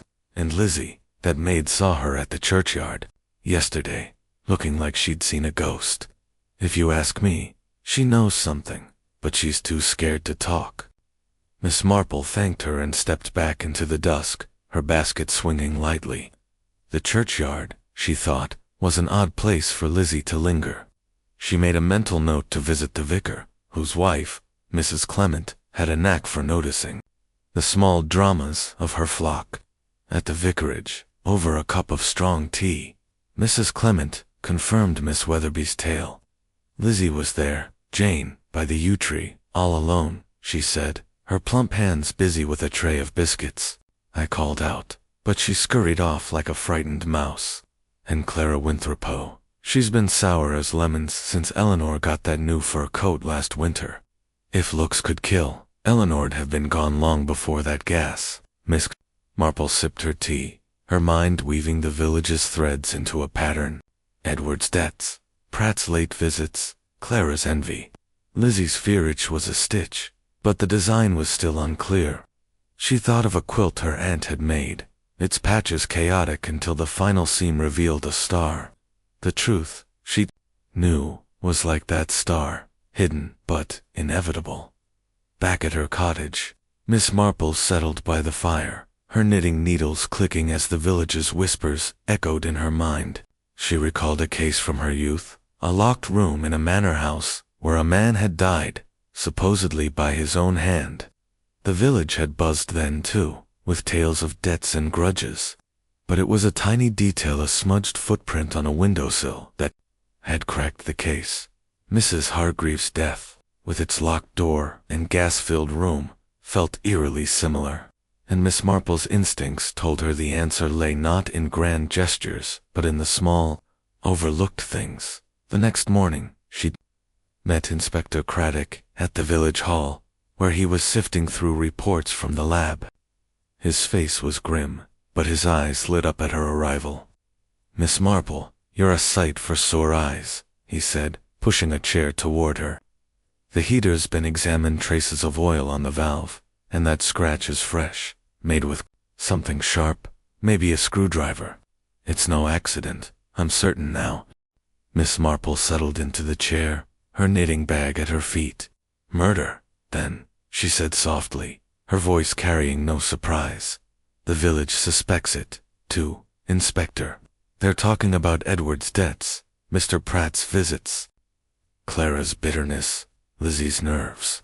It's like a kettle simmering, ready to boil over. Craddock rubbed his jaw, his notebook open. I've heard some of it myself. Tuttle's shop's worse than a newspaper, but talk's one thing, evidence is another. Edward's alibi holds, so far. The Crescent Club's doorman remembers him, though he admits Edward left around 11, not midnight, as he claimed. Pratt's cagey, but his records are clean, and Clara's got no one to confirm she was home, but no one to say she wasn't, either. Lizzie's the weak link. I think she's terrified, but I can't get her to crack. Miss Marple's needles began their steady rhythm, her eyes distant but sharp. Lizzie's young, Inspector, and fear makes the young clam up, but the village sees things, even if it doesn't know it. Mr. Tuttle's remark about Edward's debts, it's not just gossip. Money's a motive, and Edward's desperate. Miss Weatherby's story of Pratt's car, late at night, that's a thread worth pulling. And Clara's envy, Mrs. Clement's tale of her sulks, it paints a picture, doesn't it? As for Lizzie, her visit to the churchyard, that's not grief alone. She's wrestling with something, perhaps a secret she's afraid to share. Craddock leaned forward, his voice low. You think the village knows the killer, without knowing? I think the village is a mirror, Miss Marple said, her tone gentle but firm. It reflects what people try to hide. Someone in St. Mary Mead saw something, a car, a shadow, a face where it shouldn't have been. We need to keep listening, Inspector, and look for the small things. A case like this turns on a detail, a word, a glance, a moment no one thought mattered. Craddock nodded, his resolve hardening. I'm sending Harris to canvass the lane again. Ask about that dog barking Mrs. Price heard. And I want Lizzie watched. She might bolt, or talk, if we give her time. Pratt's due for another chat, too. His story's too tidy for my liking. Miss Marple folded her knitting, her lips curving in a faint smile. Patience, Inspector. The village is talking, and the killer's listening. They'll make a mistake. They always do, and when they do, we'll be ready. As she left the hall, the morning sun breaking through the mist, Miss Marple felt the puzzle's edges sharpening. The whispers of St. Mary Mead were not just noise, they were clues, each one a step closer to the truth. She would listen, as she always did, with the quiet certainty that no secret could hide forever. Chapter 8. The heaters clued. The morning sun filtered through the tall windows of Willow House, casting pale beams across the oak-paneled hall, where Inspector Craddock stood, his hands clasped behind his back. The house, though grand, felt hollow, its silence broken only by the occasional creak of settling wood or the distant clatter of a constable's boots. The investigation had reached a delicate juncture, and Craddock's patience, though formidable, was fraying at the edges. The lab reports on the gas heater had arrived, and their findings had sharpened his conviction that Mrs. Eleanor Hargreaves' death was no accident. He had summoned Miss Jane Marple to the scene, knowing her knack for seeing what others missed, and now awaited her arrival in the shadowed stillness of the house. Miss Marple stepped through the front door at precisely 10 o'clock, her small figure wrapped in a navy coat, a knitted scarf tucked neatly at her throat. Her basket swung lightly on her arm, and her blue eyes, bright with curiosity, took in the hall's somber elegance, the polished banister, the ticking grandfather clock, the faint scent of beeswax lingering in the air. Good morning, Inspector, she said, her voice soft but clear. I see Willow House is keeping its secrets close today. Craddock's lips twitched in a faint smile. It is, Miss Marple, but we're about to prise one loose. The labs confirmed something about the heater, and I'd like your eyes on it before we move forward. You've a way of spotting the thread that unravels the knot. Miss Marple inclined her head, her expression serene but alert. I shall do my best, Inspector. Lead the way. They ascended the grand staircase, its carpet muffling their steps, and made their way to Mrs. Hargreaves' bedroom. The room was as it had been, though the air was fresher now. The windows cracked open to dispel the last traces of gas. The four-poster bed stood empty, its quilt smoothed by some dutiful hand, and the crystal vase on the dresser held roses that had begun to droop. The gas heater, squat and blackened, remained against the wall, its pipe a silent witness to the tragedy. Constable Harris, stationed by the door, snapped to attention as they entered. His notebook clutched like a talisman. Craddock knelt beside the heater, his gloved hands careful not to disturb it. "Here's what the lab found," he said, his voice low but firm. "The valve's been tampered with deliberately. That scratch we noticed. It's fresh, made with a tool, likely a screwdriver or a small knife. And there's the kind used to lubricate machinery. It's not the sort of thing you'd find on a heater that's just been left to rust. Someone adjusted it, Miss Marple, to let the gas seep out slowly, enough to kill without raising an alarm." Miss Marple's eyes narrowed as she leaned closer, her head tilted to study the valve. The scratch was faint but unmistakable, a thin, deliberate line etched into the brass. The oil, invisible to the naked eye, had been detected only by the lab's meticulous tests. "Dear me," she murmured, straightening. "It's very clever, isn't it? A slow leak, a locked room, a window shut title designed to look like a tragic mishap. But this scratch, Inspector, it's like a signature, isn't it? The killer couldn't help leaving a mark." Craddock stood, brushing his hands together. "Exactly. It's no accident, and it's no suicide. Someone knew what they were doing, knew the house, the heater, Mrs. Hargreaves' habits, the locked doors, the trickiest part. Lizzie swears she locked it at 10, and Mrs. Hargreaves turned the key inside. We found no signs of forced entry, no duplicate key." Miss Marple's gaze drifted to the door, its heavy oak unyielding, the lock gleaming dully. She crossed to it, her fingers brushing the key still in place, then moved to the window, its sash firmly closed. "A locked room," she said softly, almost to herself. "It's meant to baffle us, isn't it? To make us think it couldn't be done. But I recall a case, years ago, in a village not unlike St. Mary Mead. A man was found dead in a locked study, shot through the heart. Everyone said it was impossible, until they found a fishing line, threaded through a vent, used to pull the trigger from outside. Small things, Inspector, make the impossible possible." Craddock's brow furrowed, his mind grappling with her words. "You think there's a mechanism here we're missing? Something to open the valve from outside the room?" "Not a mechanism, perhaps," Miss Marple said, her tone measured, "but a method. The killer needed access, or a way to ensure the gas would flow at the right moment. The oil suggests preparation, someone who thought ahead, who knew the heater's quirks." She paused, her eyes returning to the scratch. This mark wasn't made in haste. It was careful, deliberate, like a seamstress pinning a pattern before she cuts. Craddock nodded, his jaw tightening. "I've got Harris checking the house for tools, screwdrivers, knives, anything that could have made that scratch. And I'm having the gas main in the kitchen examined. You mentioned Lizzie's room being close to it. Someone tampered with the main. It could have fed the heater without anyone entering the bedroom." Miss Marple's lips pursed, and she stepped back, her gaze sweeping the room, the pristine quilt, the untouched jewelry box, the novel still open on the bedside table. "The room itself is a clue, isn't it? So tidy, so undisturbed. If I were to kill, Inspector, I'd be nervous, hurried. I'd knock something over, leave a footprint. But this, it's almost too perfect. It reminds me of a girl in St. Mary Mead who staged a burglary to cover stealing her own jewels. She arranged everything just so, but forgot to muss the rug. The killer here hasn't forgotten, but they've left us this scratch, this oil. It's their rug, Inspector." Craddock's eyes gleamed with respect, but his voice was grim. Then we'll tug at it. I'm bringing in a specialist from London to look at the heater and the pipes. If there's a trick to the valve, or a way to rig it, they'll find it.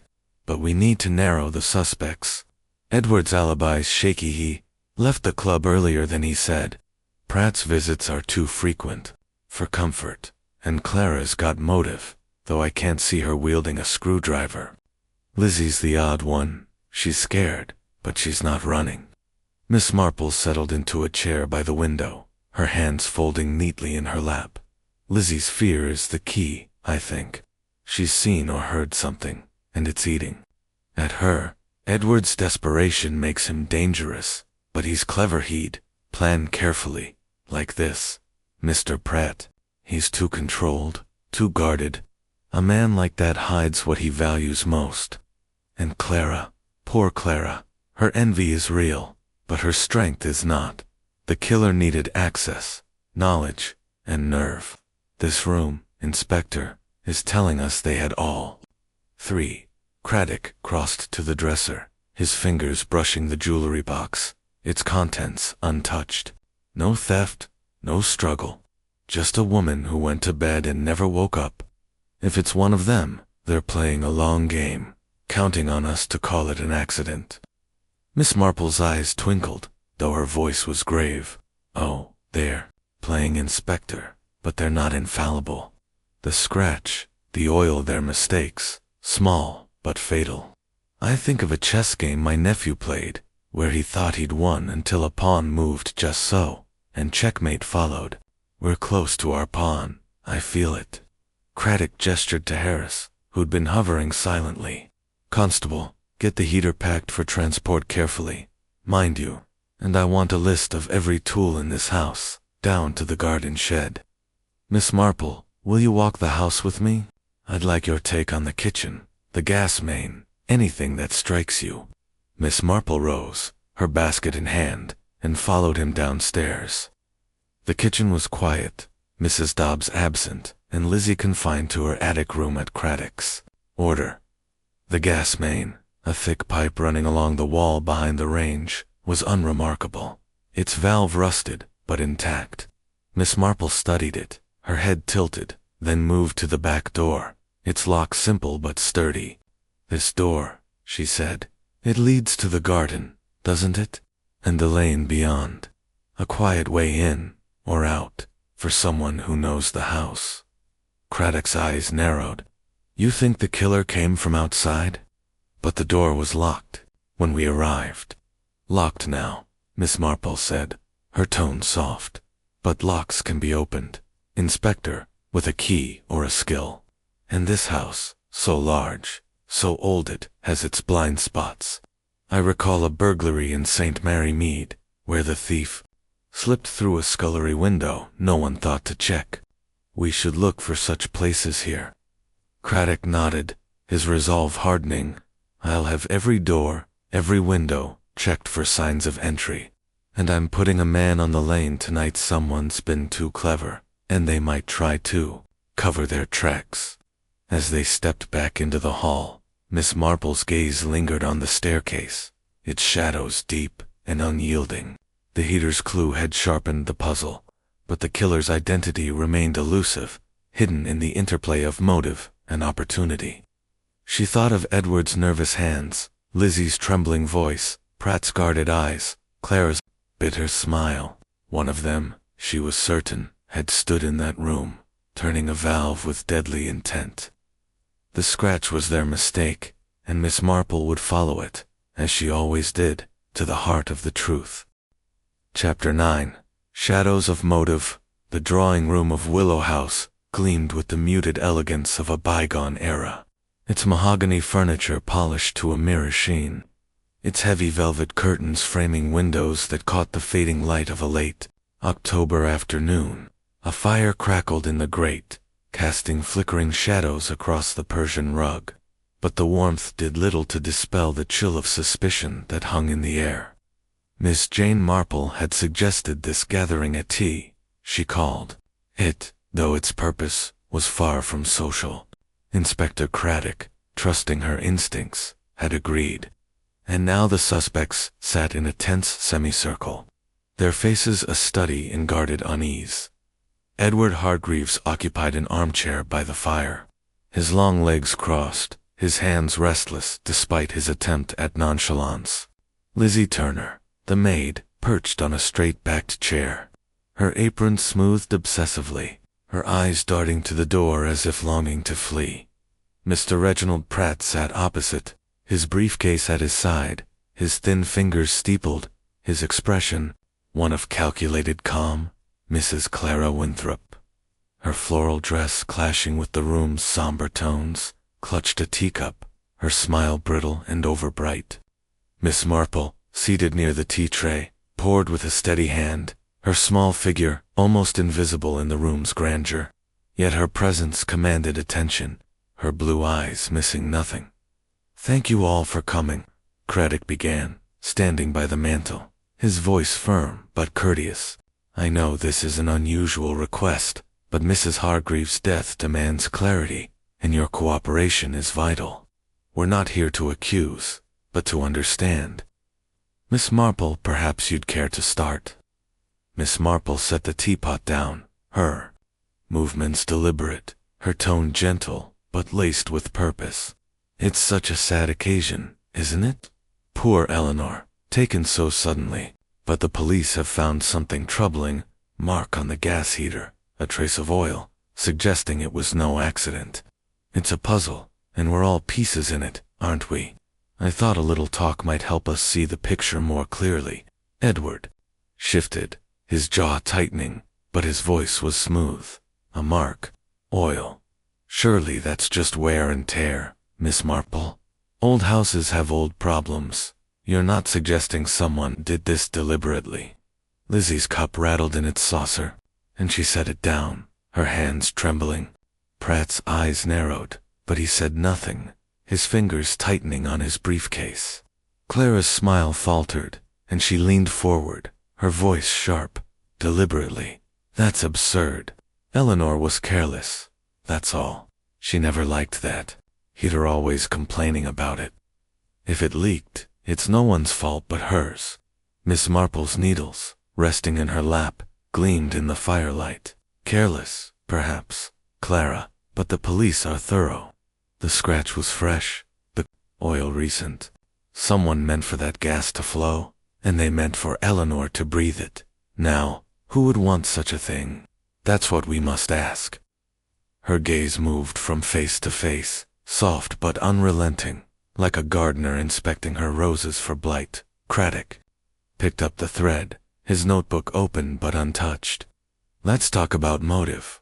Mr. Hargreaves, you stand to inherit Willow House, the estate, everything.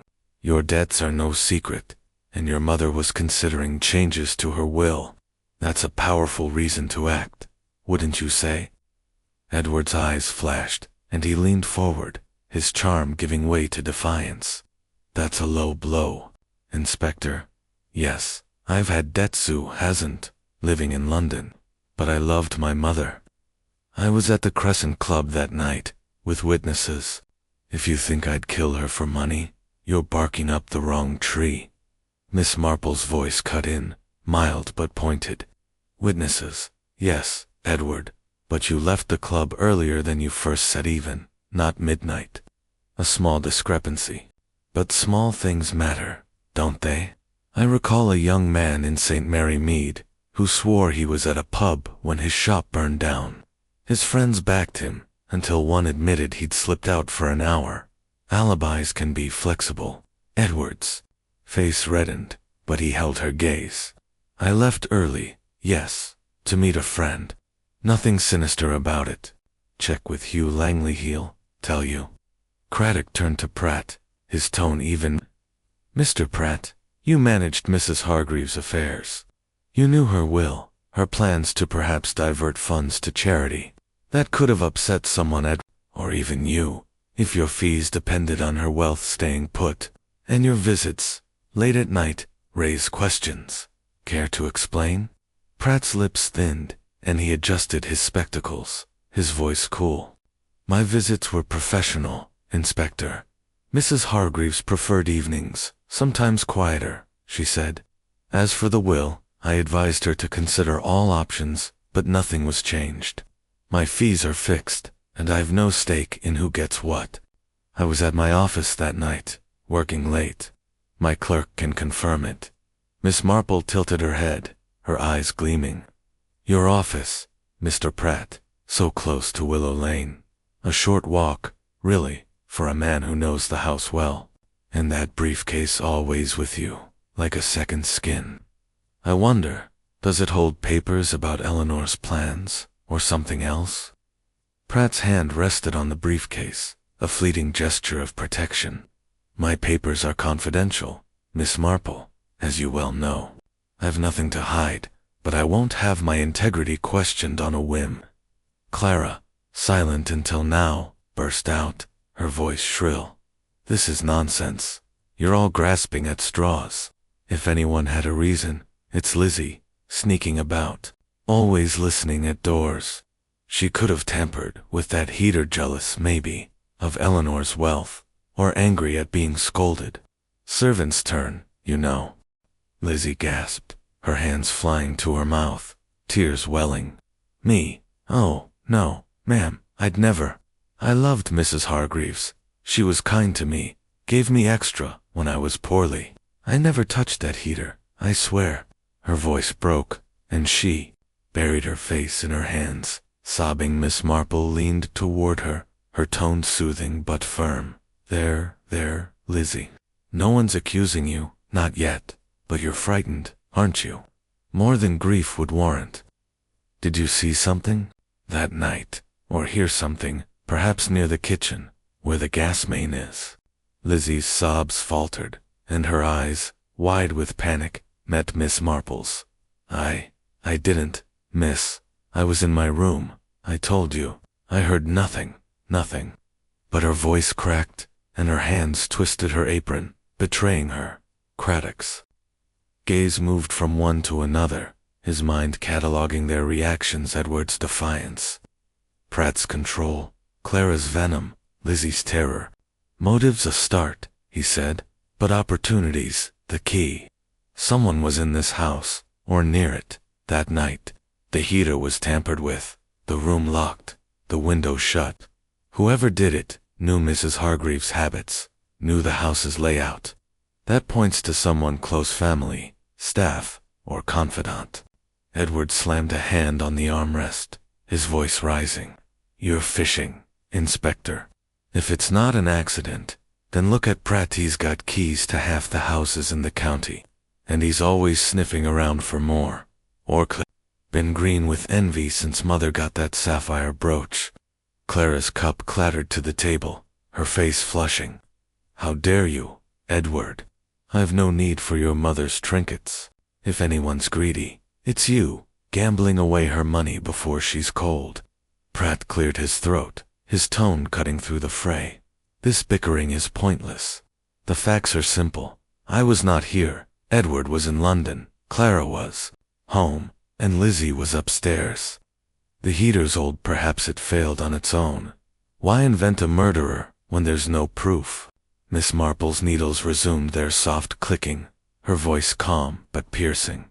No proof, Mr. Pratt. Oh, but there is. A scratch, a trace of oil, a valve turned just so. These are proof of intent, and intent points to someone in this room, or close to it. I think of a play I saw, where the villain stood among the cast, smiling, while the clues piled up. He thought himself safe, but he'd forgotten one thing: the audience was watching. The room fell silent, the fires crackled, the only sound.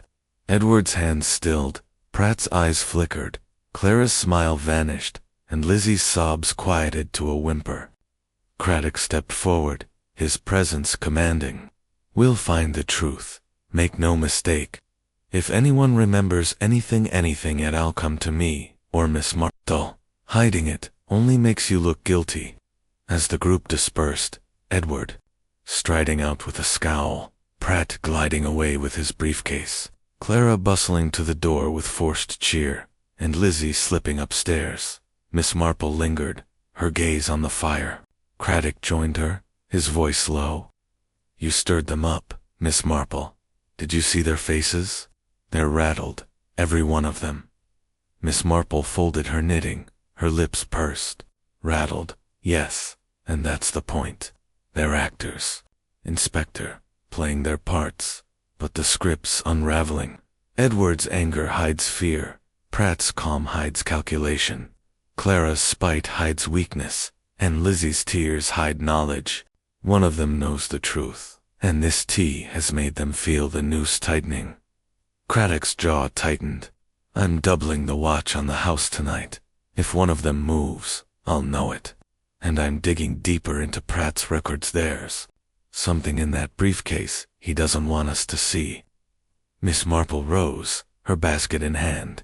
Watch them all, Inspector, but watch Lizzie closest. Her fear is our compass. She's seen the killer, or suspects them, and she's teetering on the edge of telling. A kind word, a quiet moment, and she'll break. As she stepped into the hall, the shadows of Willow House seemed to deepen, the portraits watching with silent judgment.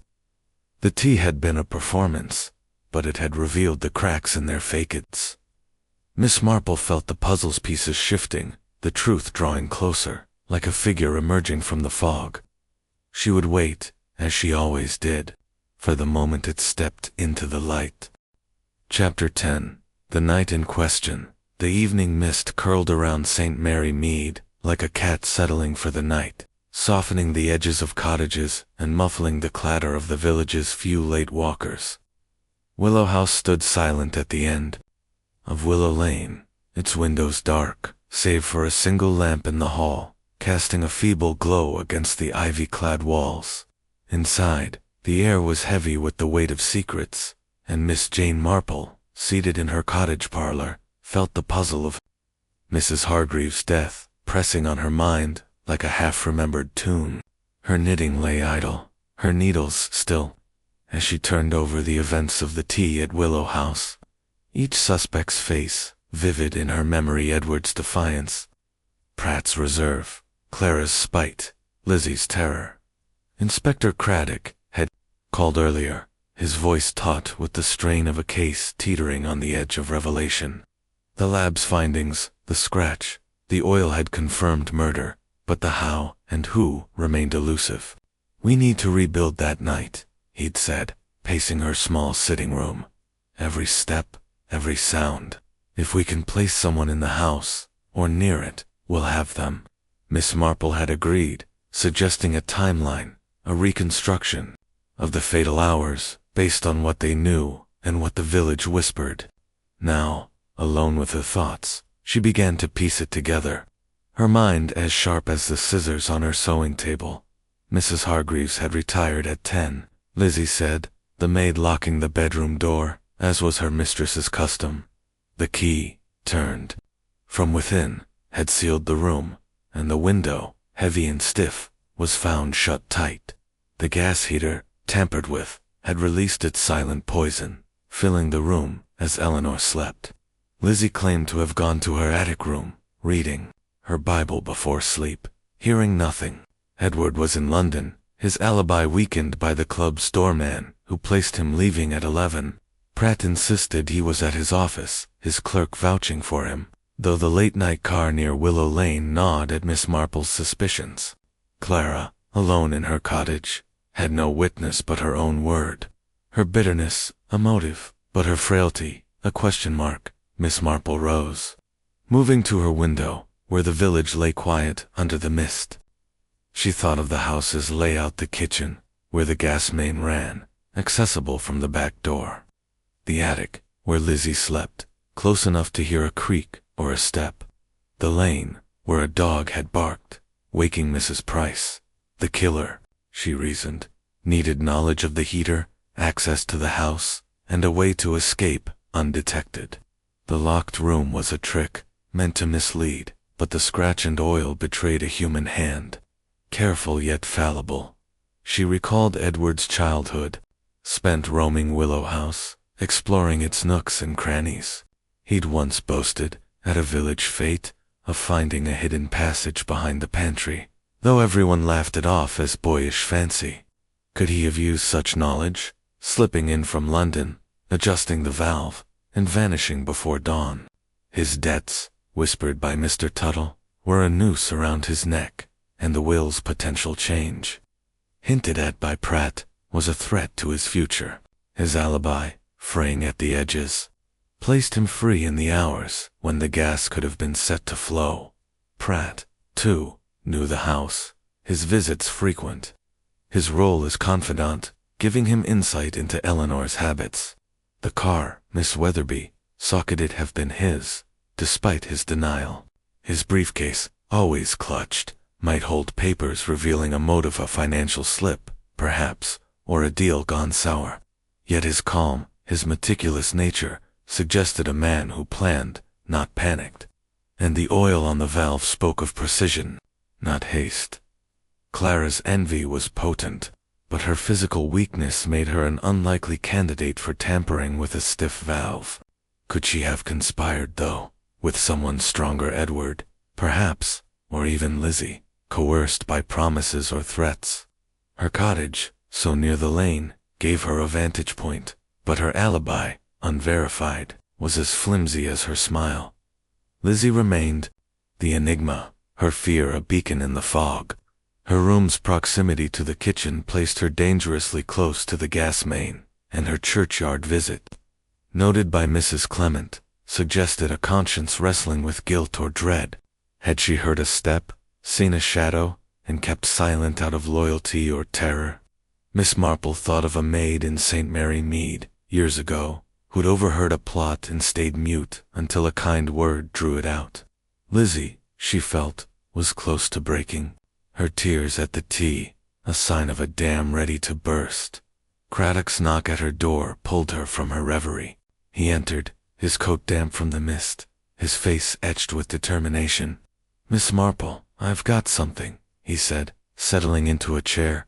"The gas main in the kitchen, it's clean. No prints, but the valve's been wiped, recently. Someone covered their tracks, but not well enough.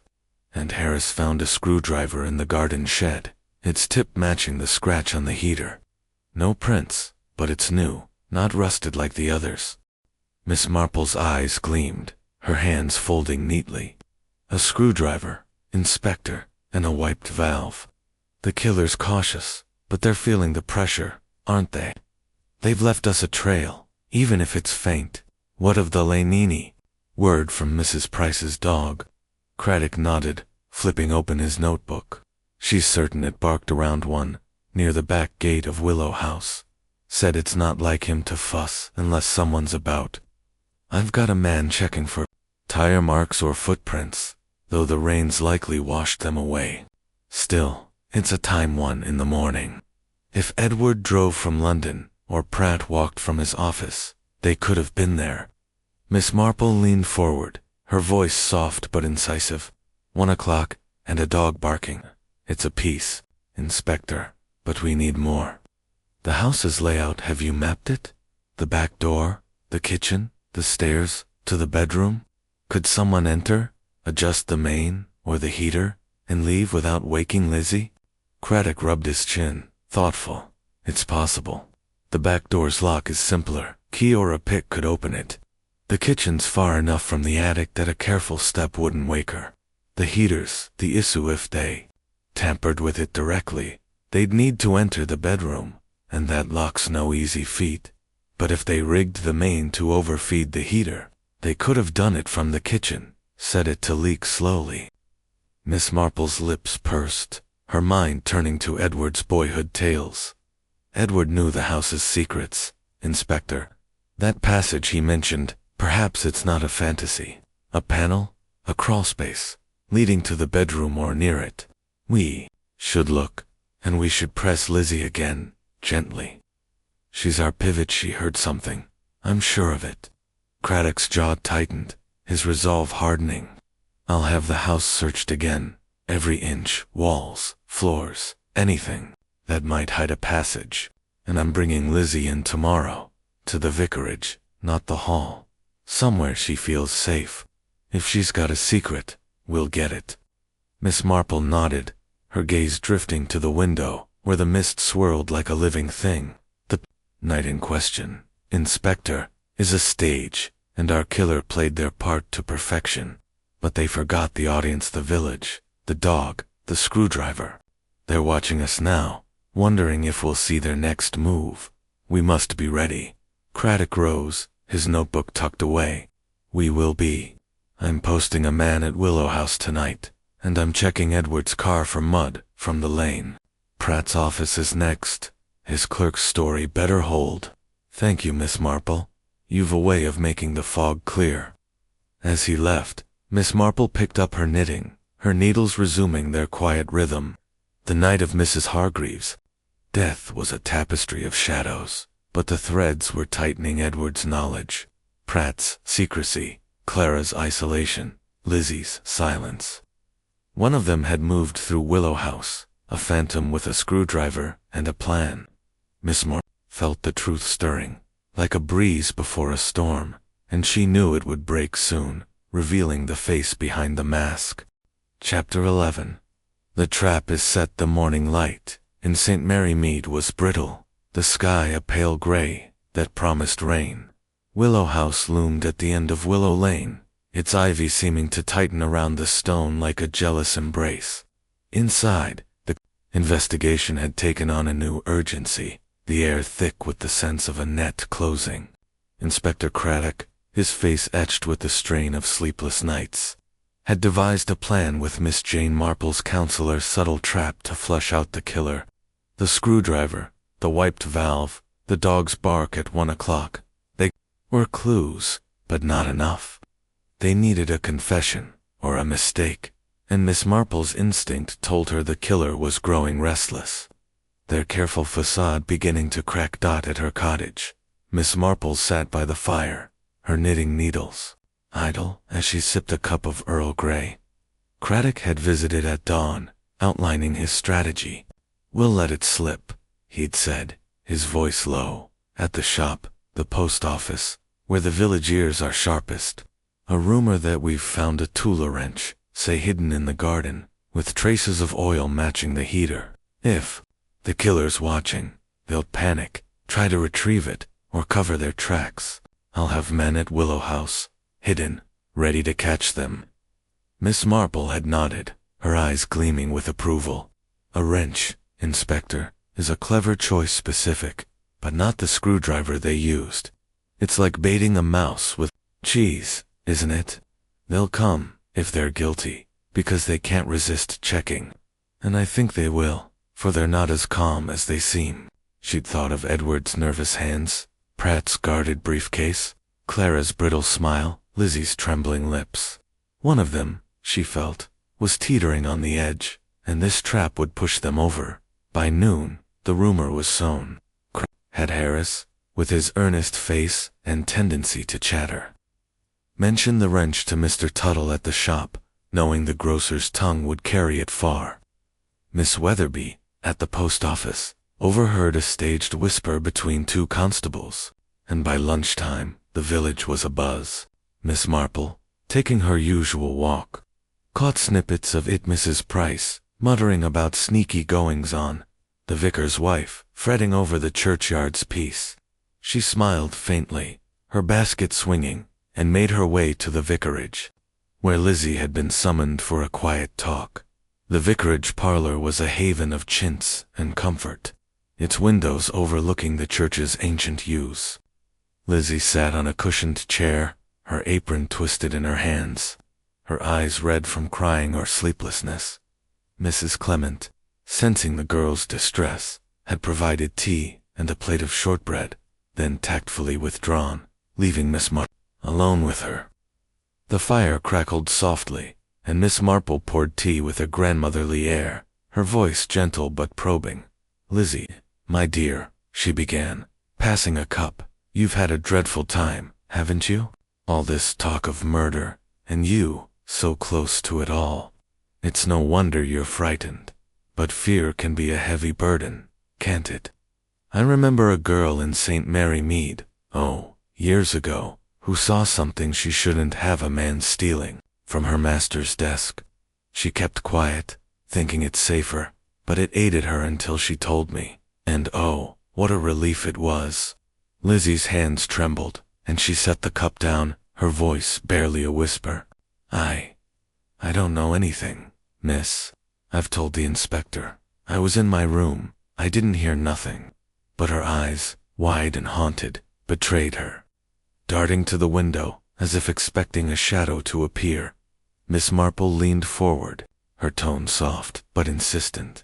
You're a good girl, Lizzie, loyal to Mrs. Hargreaves. But loyalty shouldn't hurt you, should it? That night, in the attic, so near the kitchen, did you hear a step, perhaps, or a door creaking? Or did you see someone earlier, near the house? The police have found a wrench, you know, with oil on it. It's only a matter of time before they know who hid it. Lizzie's breath hitched, and a sob escaped, her hands flying to her face. A wrench. Oh, miss, I didn't. I couldn't. She stopped, her words choking off, and Miss Marple saw the crack widen. The girl's resolve crumbling under the weight of her secret. It's all right, Lizzie, Miss Marple said, her voice a bomb. Whatever it is, you can tell me. Was it Edward, perhaps, coming back from London? Or Mr. Pratt, with his late visits? You won't be blamed for what others did. Lizzie's sobs grew louder, and she shook her head, her voice muffled. I didn't see him, miss, I swear. But I heard something, late, after midnight. A noise, like a door shutting, down in the kitchen. I thought it was Mrs. Dobbs, back for something, but she'd gone home. I was scared, so I stayed in bed. Didn't look, and then I smelled gas, faint, in the morning, when I went down. Her eyes met Miss Marple's, pleading. I should have checked, miss, but I was afraid, and now, she's dead. Miss Marple's heart ached for the girl, but her mind seized the clue. A noise, a door, after midnight, near the kitchen. You've done right to tell me, Lizzie, she said, patting her hand. Stay here with Mrs. Clement, and don't speak of this yet. The inspector will keep you safe. She left the vicarage with a quick step, her basket swinging, and found Craddock at the village hall, his face tense with anticipation. Lizzie's spoken, she said, settling into a chair. A noise in the kitchen, after midnight, a door shutting. She was too frightened to look, but it places someone in the house, near the gas main, when the valve could have been set. Craddock's eyes lit up, his notebook open in a flash. That's it, Miss Marple. It fits with the dog's bark. At once someone was there, moving carefully. Edward's car could have made it from London by then, and Pratt's office is a stone's throw. Clara's cottage is close too, though I can't see her sneaking in. We've got them on edge now. Let's see who bites. The trap was set, and by nightfall, Willow House was under watch. Craddock had positioned 2 constables in the shrubbery, their dark coats blending with the shadows, their eyes fixed on the back door and the lane. Miss Marple, at Craddock's insistence, joined him in a discreet vantage point, Gardner's shed across the lane, its window offering a clear view of the house. The mist had thickened, cloaking the night in a ghostly haze, and the silence was broken only by the occasional hoot of an owl. They waited, the hours crawling by, the cold seeping through the shed's thin walls. Miss Marple, wrapped in her shawl, sat patiently, her mind alert, her thoughts on the suspects. Edward's desperation, Pratt's secrecy, Clara's envy, Lizzie's. Fierich was a thread, and the wrench, though a fiction, was the needle to pull them tight. She recalled a trap she'd seen in St. Mary Mead, where a rumor of stolen silver drew a thief to a locked safe, only to find the police waiting. The guilty, she knew, could not resist the lure of their own mistakes. At 11:30, a shadow moved in the lane, a figure cloaked in darkness, moving with a predator's caution. Craddock tensed, his hand on his whistle, but Miss Marple's touch on his arm stayed him. Wait, she whispered. Let them reach the house. The figure slipped through the back gate, silent as a wraith, and approached the kitchen door. A faint glint of tool, perhaps, or a key flashed in the moonlight, and the door eased open. Craddock's breath caught, and he signaled the constables, who crept closer, their steps muffled by the grass. The figure vanished inside, and for a moment, all was still. Then a light flickered in the kitchen, brief and furtive, and Miss Marple's heart quickened. "Now, Inspector," she murmured. Craddock blew his whistle, a sharp blast that shattered the night. The constables surged forward, their torches cutting through the mist, and a cry echoed from the kitchen mail, panicked, familiar. They burst through the door to find Edward Hargreaves, his face pale as death, a small wrench in his hand, his eyes wild with guilt. "No," he shouted, backing against the range. "It's not what you think." Guy was just checking. Craddock's voice was steel. "Checking what, Mr. Hargreaves? A wrench you thought we'd found. Drop it now, and come quietly." Edward's hand shook, the wrench clattering to the floor, and his shoulders slumped, defeat washing over him. "I didn't mean, I just wanted the money, that's all. She was going to give it away, to some charity, and I'd be left with nothing." His voice broke, and he sank to his knees, the fight gone from him. "I loosened the valve, just a bit. Thought it'd look like an accident. I didn't want her to suffer, I swear." Miss Marple stepped into the kitchen, her small figure silhouetted by the torchlight, her eyes sad but resolute. "You planned it well, Edward," she said. Softly, "The locked room, the slow leak. But you forgot the scratch, the oil, and you forgot that St. Mary Mead sees everything." Craddock cuffed Edward, his face grim. "Edward Hargreaves, you're under arrest for the murder of Eleanor Hargreaves. You'll have your say at the station." As the constables led Edward away, his head bowed, Miss Marple lingered her gaze on the wrench, its metal gleaming dully. The trap had worked, the rumor drawing him out like a moth to flame. She felt no triumph, only a quiet sorrow for a young man whose greed had undone him. The night in question, she thought, had finally spoken, and Willow House could rest, its secrets laid bare. Chapter 12. The truth unraveled. The drawing room of Willow House was bathed in the soft glow of lamplight, its heavy curtains drawn against the chill of a St. Mary Mead evening. The fire in the grate crackled fitfully, casting shadows that danced across the polished mahogany and the stern portrait of the late Mr. Hargreaves above the mantel. Inspector Craddock had gathered the remaining suspects, Lizzie Turner, Mr. Reginald Pratt, and Mrs. Clara Winthrop, for a final reckoning, a ritual. Miss Jane Marple knew well the moment when the threads of a mystery, so tangled and elusive, were woven into a coherent whole. She sat in a high-backed chair, her knitting folded neatly in her lap, her small figure almost lost in the room's grandeur, yet her presence anchored the scene, her blue eyes sharp with quiet certainty.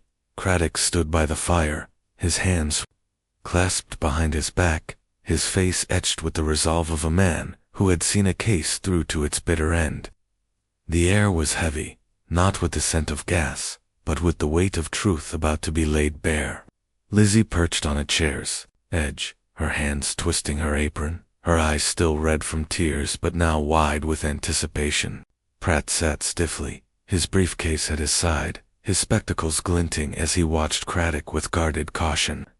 Clara, her floral dress a jarring note in the somber room, clutched a handkerchief, her smile, long gone, replaced by a wary frown. "Ladies and gentlemen," Craddock began, his voice steady but carrying an edge of steel, "we're here to close the matter of Mrs. Eleanor Hargreaves' death. It was no accident, as we suspected.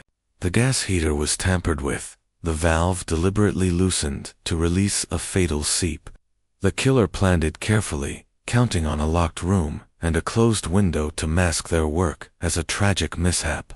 But they made mistakes: a scratch, a trace of oil, a screwdriver in the shed, and last night, they walked into our trap."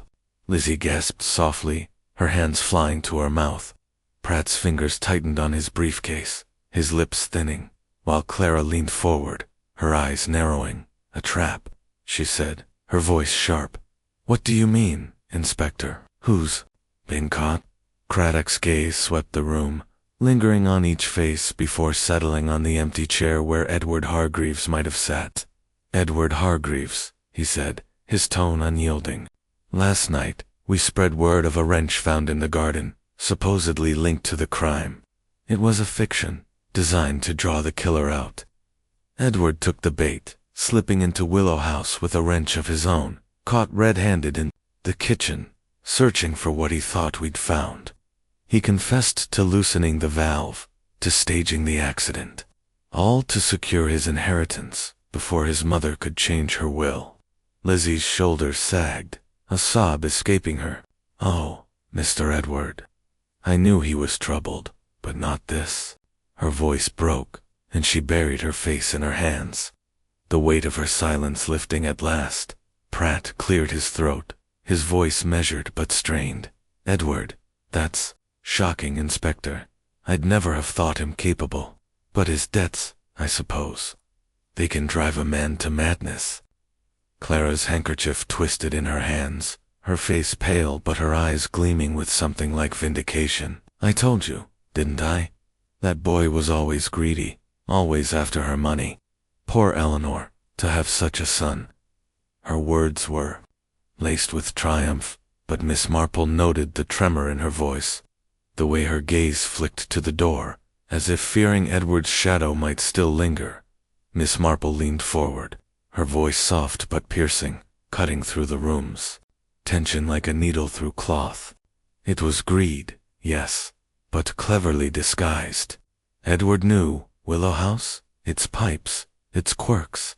As a boy, he explored every corner, even boasted of a hidden passage, though we found no such thing. He knew his mother's habits, her locked door, her reliance on that old heater. He drove from London that night, leaving the Crescent Club at 11, giving him time to reach St. Mary Mead by 1. When Mrs. Price's dog barked, he entered through the back door, likely with a key he'd kept, and adjusted the gas main in the kitchen to feed the heater, ensuring a slow leak that would kill without suspicion. The locked room was his masterpiece, meant to fool us all. Craddock nodded, picking up the thread. But he wasn't perfect. The scratch on the valve, made by a screwdriver, betrayed his tampering. The oil, used to ease the stiff mechanism, left a trace. And his alibi, though polished, crumbled when the doorman admitted he left early. Last night, when he thought we'd found a wrench, he panicked, proving his guilt. He's at the station now, charged with murder. Lizzie's sobs quieted, and she looked up, her face streaked with tears. I heard it, miss, she whispered, her voice barely audible. That night, a door shutting, in the kitchen, I thought it was nothing, but I was so scared. I should have told you sooner. Miss Marple reached out, her hand gentle on Lizzie's arm. You told us in time, my dear. Your courage helped us see the truth. You've no blame in this.